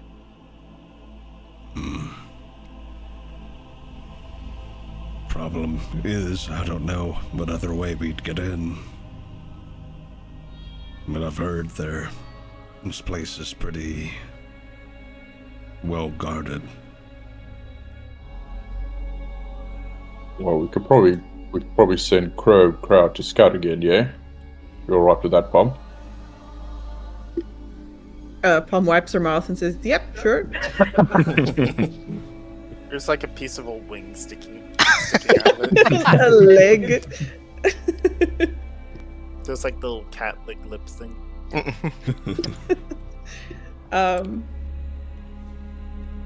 You're good. You're good optics. It was briefly alarming, and I was like, "Shit, are people really mad at me?" But then other people started eating them, so it's fine. It's not a crime if other people are doing it, right? No, it's not. Yes, Crow can scout for us. Let me know if you want him to look out for anything in particular. Yeah, you're able to send Crow on up ahead. And as Crow begins to kind of approach the courtyard of this big fortress, you can see looming there are these massive snow golems. They look almost. This is the best way to describe them. They look. At first, it just looks like strange statues, but you can see this kind of faint blue glow coming from them. They don't seem to have a normal head. In fact, they seem to have this kind of glowing blue core at the center of their body. They appear to be these towering, kind of stone-like, snow-covered colossi. If Crow lands on them, what happens? Crow lands on one of the golems, and instinctively it reaches its hand up to try and squash at whatever's there. Crow's able to avoid it and get away. And you can see Should all he three roll? of them begin to kind of focus in on Crow. Should he roll to avoid danger? I'm gonna say, yeah, make an acrobatics check. Oh no. Child. If they hurt Crow, I know, it'll... Palm will multi-class into rogue if that happens. Survival be or valid. athletics? Athletics. Acrobatics. That's a acrobatics. Oh, good. That's a +3, 15. Yeah, Crow is able to avoid this thing swiping at it. And you can see all three of them kind of focus in. One of them starts to create what looks to be a snowball. But once Crow flies far enough away, they seem to go back to what they were doing. They just remain in their stationary state. How many corpses did it put in the snowball? From what Palm could tell from seeing through Crow, there doesn't seem to be any in there. Not this one, at least. Not as Alright. impressive. And beyond them? Past them, you can see the walls of this fortress and the gates that seemingly lead in. These towering, very broad stone gates. Can I ask Crow to risk going down again to see if they have some kind of eyesight or if they need to be touched to activate? Sure. Being extra careful. What do you have Crow do? Maybe just do like a little bit of a swoop past their sort of general face area. Yeah, and doing that, they don't seem to notice. Okay. Hmm. And if he lands maybe 10 feet away from them? When Crow lands, you can see they all turn to look at Crow and start to act again. Abort! Abort! Get out of there! Yeah, Are you're we, able to are get we them to get hearing out of Palm? there. Are we hearing Palm yell this? Yeah, probably. You're hearing a live soundtrack to a video you cannot see. I don't think it's going well. Okay, so Crow will fly back, I'm hoping, safely. Yeah, he's able to fly back safely. Palm will relay to the team that there are golems of some kind up there, that they are activated by touch, and if you are on the ground nearby, they also seem to activate, but if you're a crow flying over, they don't seem to do anything. So I'm not sure if flight is the key here. She looks at Barney with his potential butterfly wings. Barney looks at the sword. Or if they have a radius or a size limit or something. But they are alive and they are dangerous, so... Maybe it's Wait. not a sigil or a rune. Wait, Vincent, you said something about they sense vibrations. Yeah, if it's the snow golems you saw, yeah. They're able to sense through vibrations. Right. So, I bet I could fly past this, but then I'll be on my own. Do you by any chance have detect magic, Barney? Let me just double check. I don't think so. What? How Oh, sorry, high- Betsy. How high up the mountain are we? You guys are essentially at the peak. Is the air thin?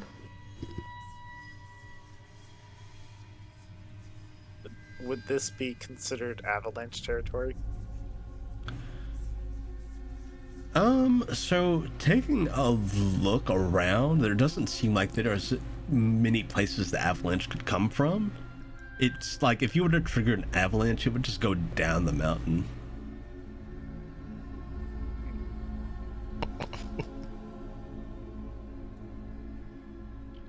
And I don't have detect magic. There is. I will say this, Palm, you would have noticed that there was another sigil. A very large one. Can I do a rough sketch of it? Yeah, and you would notice that it looks like the other ones you saw, except it doesn't seem to have given the same kind of blue glow that the other ones did. This one seems to be a lot more faint, so maybe it was already activated or it has a different purpose. Okay, we will release this to the team. Oh no, we're here. Are we back? Oh no. Can you hear us? Oh, are we No, in no. very evil mode? Luke, I am your father. So, This is like our evil counterpart was talking now. yeah, So yeah. it's Barnaby. And Boom. Balon. And Rubin. I can't wait to call him father. One candle. Yeah. One candle. Forgot about that. Oh shit, there's more. It's just Ponto, though. No, it's Ponto too, right? Yeah, yeah. Ponto in parentheses evil. Also, it looks like Ponto is going to be joining us tonight, or recovering from the situation. So Yeah. we wish them well. Yeah, chat, let us know that the evil's gone. When the evil is defeated. It usually doesn't take too long. I noticed it when I was watching through the VOD Thread recap last time too. Yeah. I re-listened to it. Re-listened to it again this week, and there was a part where we turned evil. It always comes as a jump scare. Yeah. It's like, when's the evil jump scare gonna happen during the session? Did anyone know this was secretly a horror ARG? Oh no. This is The the strongest massage chair. We're all getting relaxed. this is secretly being Petscop 3. Let's see. I can try this. I'm gonna. Maybe we should do like a quick 5-minute potty and hot chocolate break, Good idea. and then Yeah, maybe when we come back it'll be better. After that. Makes sense. Yeah, we can take a quick break. All right. Yeah, chat. We will be right back. We're gonna take a quick break. Hopefully, audio will sort itself out by then. I'll mute us and I'll leave you with the BRB screen and the chilling music.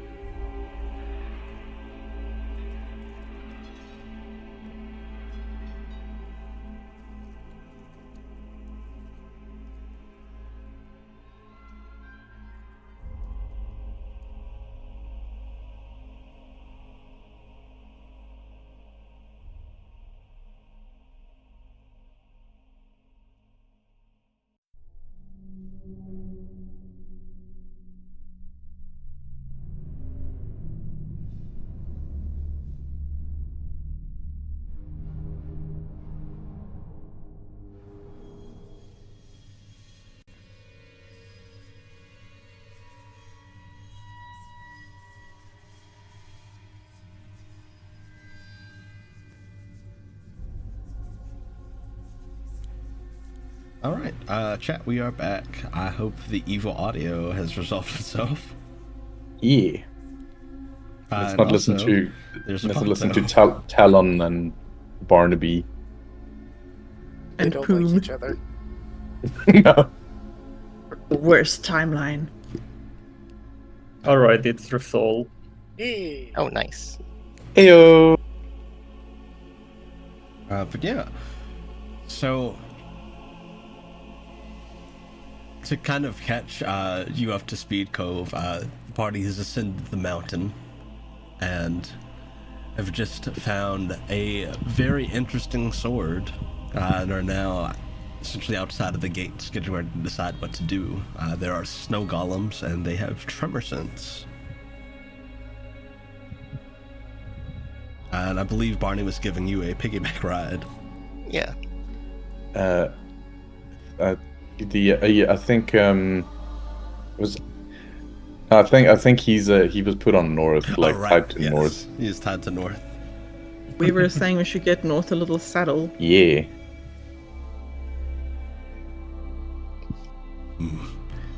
You all have any ideas? Sure, we could storm in and deal with the golems, but if you had any other ideas. Well, Barney does have access to wings now. Right. I also might have an idea. Perhaps I could take that, orb of boiling hot water and like fly over them and maybe melt them down. Don't know if that'll be as effective on the golems. If there was a way we could maybe, I don't know, trigger like an explosion or some kind of seismic activity further away, maybe that can draw the golems enough to lure that them. we could, Yeah, that we could slip in. that's Right. not a bad idea. Right, a distraction. I could see what I could come up with. You could fly over and stamp around and then fly away. I'm gonna look through my spellbook. Coward. Does anyone have fireball? No. York did. Yorick did. Yeah, shame. Oh, I don't even think fireball would cause that much seismic activity, but yeah. Hang on. I have I can make thunder, I think. I also do have Druidcraft. Let me just check what I can do with that. Oh, Was that Cove? I think it might be Cove, Yep. yeah. Yeah, it Yep, says there, prescriptions meds. is finished, so. I Ponto could made make every minute. he woke up and went back to sleep. Yeah. He woke up, saw the golems, like, nah, let these guys handle it. No me.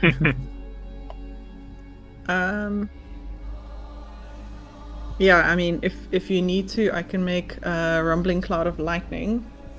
If that would be useful. But it'd have to be within 30 feet. So I can either create harmless sensory effects that predict the weather, the location for the next 24 hours, or I could create an instantaneous harmless sensory effect, such as fallen leaves, a puff of wind, the sound of a small animal, or a faint odor. That fits in a 5-foot cube. I don't know if that's in. Actually, wait. I've got cooking utensils and mage hand. Yeah, actually, I'm gonna do that. Right. So here's the plan. I'll fly over there. Maybe use my mage hand to take a ladle and go to town on some of the cobblestones to distract them, or possibly even one of my other utensils.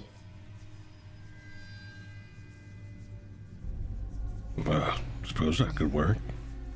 Oh, I wonder if Actually, Gamma, how loud were those snap seeds that I had picked up? They were pretty loud. Okay. here, maybe you could use these from the temple. Oh, brilliant! Yeah. She will. How pour many out, how many do we have? I have 20. Whoa. Okay. Yeah, to give an approximation to what the snap seeds sound like, they sound like fireworks. Amazing. Fireworks right next to you, or fireworks in the distance? Right next to you. Oh, okay. So pretty loud. Yeah. All right. So she will very carefully pour out like maybe 5 snap seeds. Cool. All right. I think that's probably the best plan we can come up with. If if all else fails, I'll just go to town with the ladle. Sorry, Well. mental image. We'll be ready to rush in. Vincent, do you know anything else about these golems that could be useful? I know they don't like fire. I don't think they can sense too far with their vibration sense. So if we can like strike next to them and just kind of slowly lure them away. Right. Makes sense. What is the risk of Go ahead. If we can get out of their detection radius, I think we could sneak by.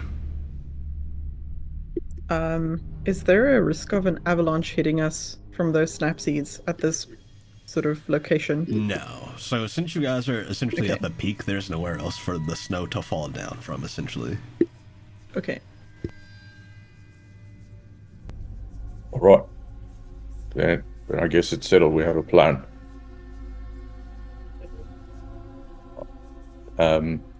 Barney's gonna take out his sword and I guess attempt to sprout butterfly wings. So, yeah, Barney, you do so. You are able to... The sword does come attuned. It would have properly attuned to you, actually, when you chose to wield it. But as you draw the sword, these phantasmal butterfly wings sprout from your shoulders. A similar kind of... They're very colorful. I imagine these would be kind of a deep blue color with kind of a more teal lining on them and flecks of a kind of bright pinkish color. Nice. Magical gold transformation, here we go.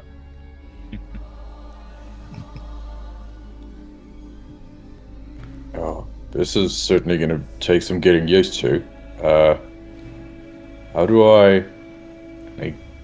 Can you just going to try to attempt to flap his wings? Okay, just make me an athletics check.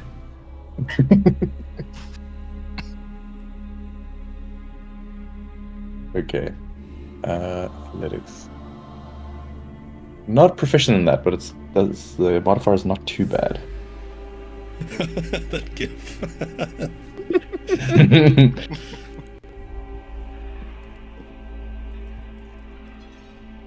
Okay, here goes. That's a 14. Yeah, so as you kind of gain your bearings, getting used to the new balance, and then actually lifting yourself off the ground and learning to keep yourself aloft, there's a bit of trouble at first, but that kind of clumsiness starts to peer out a bit more as you get used to it, and you're able to hold yourself aloft pretty reliably. You kind of trust the wings you find yourself flying with relative ease. Okay, yeah, definitely need to get used to. All right, you'll be ready now.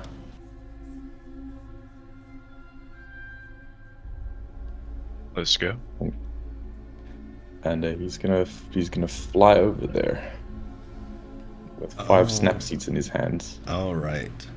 So you fly on over, and you can see the sprawling courtyard down below with these 3 golems all standing around, kind of in a circle, a wide circle, kind of against the outskirts of this courtyard, all facing inward towards that sigil that seemed to have been set off. And beyond them is the walls of the fortress and the gate leading inside. What do you do? He's gonna try to attract all of them at once by throwing 1 snap seed, maybe like sort of to triangulate like between all of them, I guess, to attract them there, and then he's gonna try to lure them away into a corner, like with the subsequent one. So I think for now I'll just try to like throw a snap seed to get as many of them closer together as possible. Okay, I'm gonna say for this, make me either an athletics or a survival check, and see how accurate you are with these. Got advantage with survival, so I'll do that.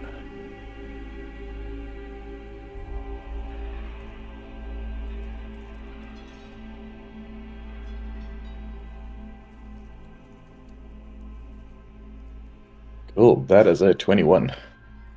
Nice. Nice. So yeah, you take these snap seeds. You take the first one. You kind of piece together what would be the best way to corral them and draw their attention. And you toss one, and sure enough, as it hits the ground with a abrupt popping sound, it goes off and bursts. And the 3 golems very quickly turn their attention. You can see their cores glowing this kind of deep blue as they begin to stomp on over in that direction. Now you're gonna continue to kind of lure them in that direction, kind of away. Yeah. Once he sees that, he's gonna throw another one.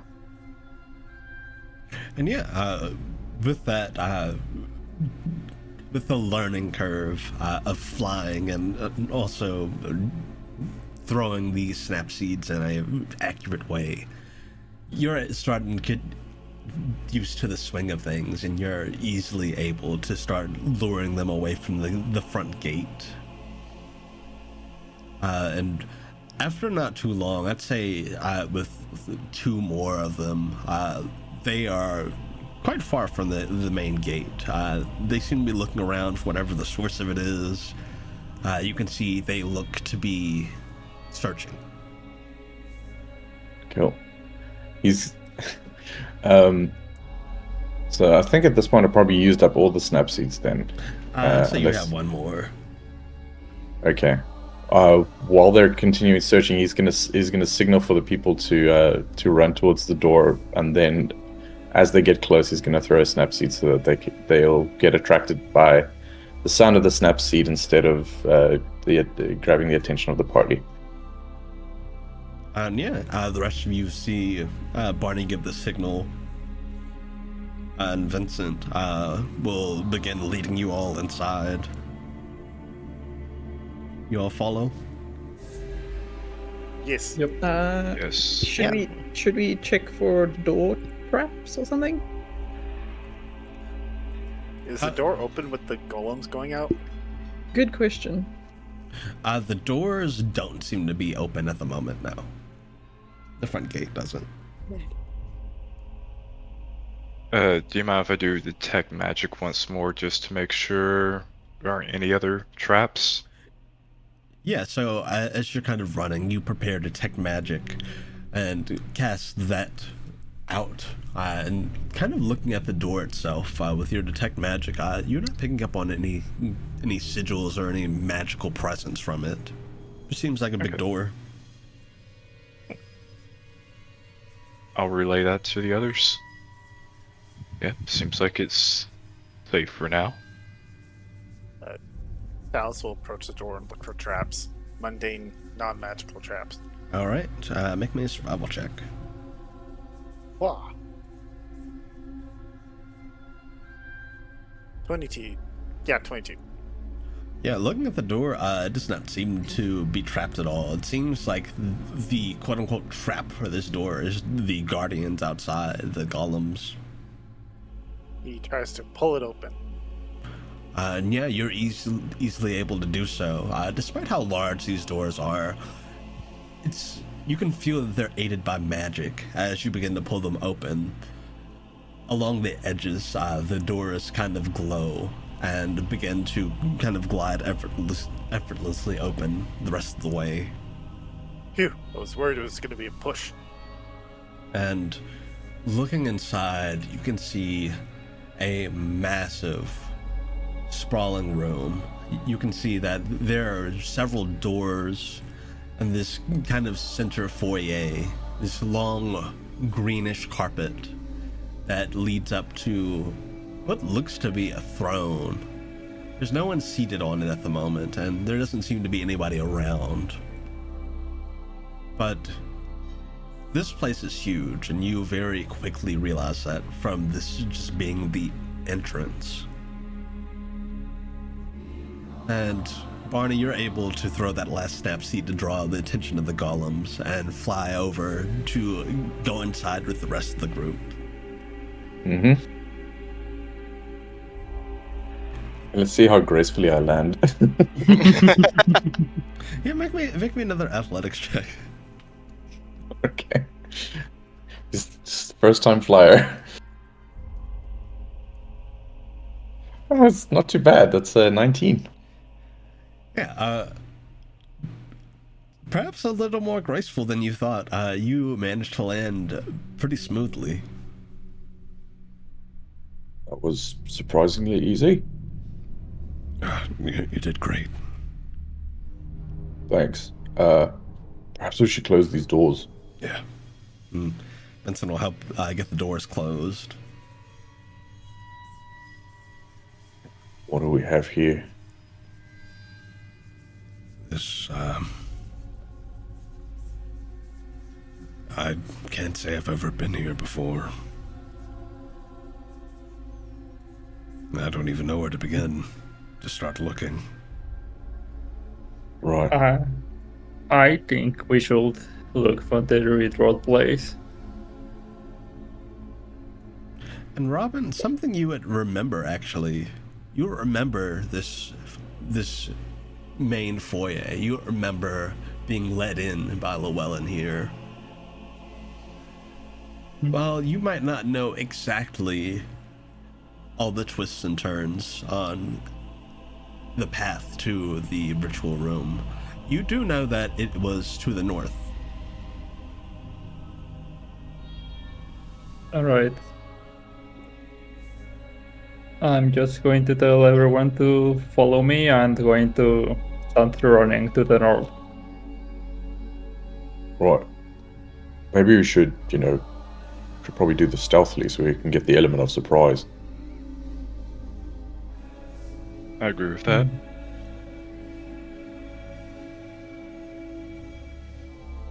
Yeah, Not you're that right. Barney's, not that Barney's stealth is the best. Two big armor boys over here. Yeah. Silently flapping on those butterfly wings. That is true. Yeah, does the sword give Barney a little bit more stealth? I think so.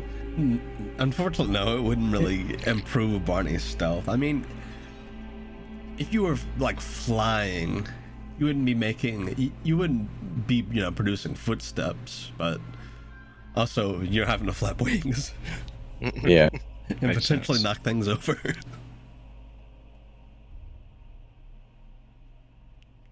But yeah, if you all are moving stealthily, go ahead and give me a stealth check. Cool.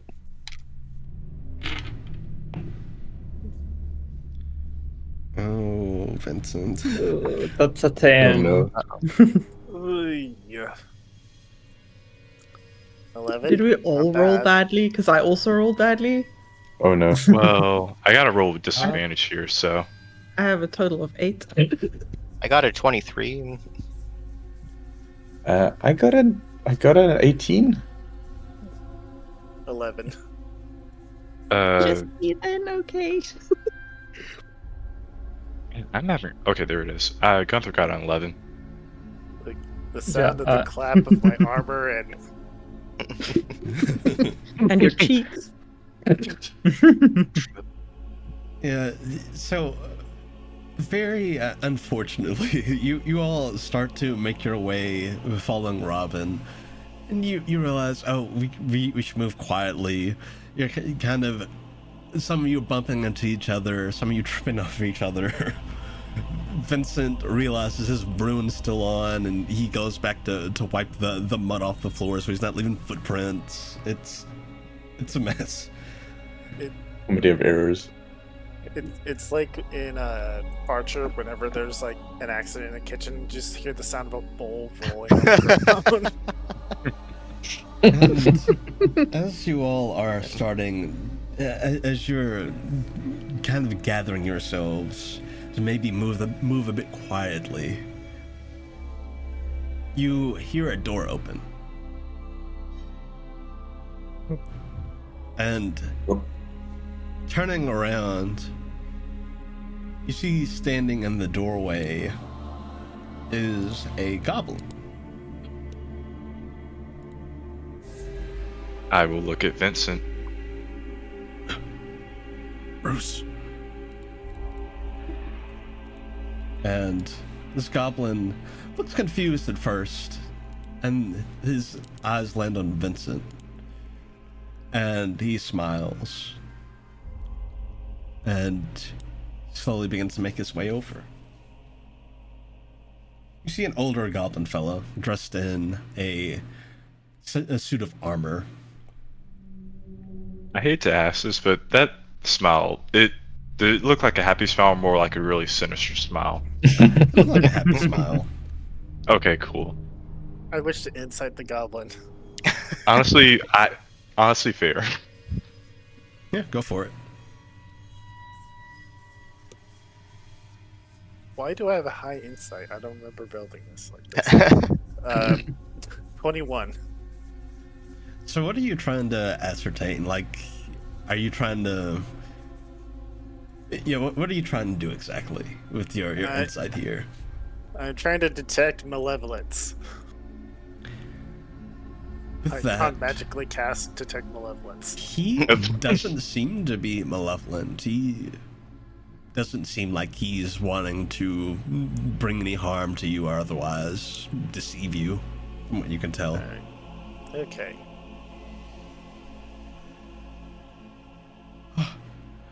Well, I wasn't expecting to see you there, Vincent.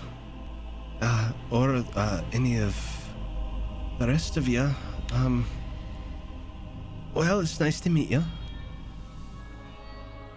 And Likewise. also, what are you doing here? Well, came to rescue you. Oh, well, I'm flattered. We should probably go somewhere a bit more private. Follow me. More so than the fortress guarded by ice constructs. Well, I mean, not in the main foyer. People pass through here a lot. And so you're lucky that I was the one that passed through here. People? There are people here? Oh, there are a lot of people here. Well, Where are they? most of them right now are having a meeting. They're planning some kind of ritual. Where's your other friend? That's what I'm trying to figure out. They've got Rue somewhere here, and I've not been able to find him. They split us up and they brought us both in. I've not seen him since I've been here, not for the week I've been here. I'm just hoping he's, still alive.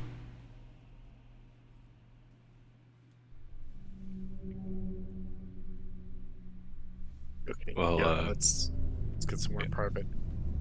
do you have any suggestions? And sorry, what is this goblin's name again? This is Bruce. Bruce. Have any suggestions, Bruce?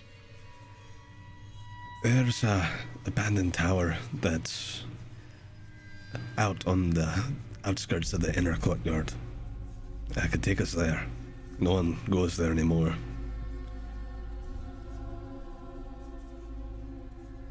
Cool. But let's move quietly. There are a lot of you. Fortunately, half of us are kind of a little bit unable to move as quietly as possible. Yeah, just stick close by. If things get bad, I can turn some of you invisible, but I can't do all of you at once. Wait, hold on a second. I might have a potion for that. Oh, that'd definitely help. Okay, I think Barney will. I don't know if now would be a good time to be stealthy, or would it? Nah, he'll drink. He'll drink the potion of invisibility. No time better than now. There is something that stands out to all of you about Bruce. You notice he has on these... They seem like almost magical cuffs of some sort on his wrists. That same kind of deep green color. Both as the robes that you've seen the feathers wear and some of the decorations here in the interior. That same kind of deep emerald green color. Can I insight them? I would say make an Arcana check. Alright. I could help with that as well. It is 15. Giving them a look over, these seem to be linked to the fortress itself. You would recall when you were last here, someone tried to escape, and there was some kind of wall put up stopping them from escaping while they had them on. Alright.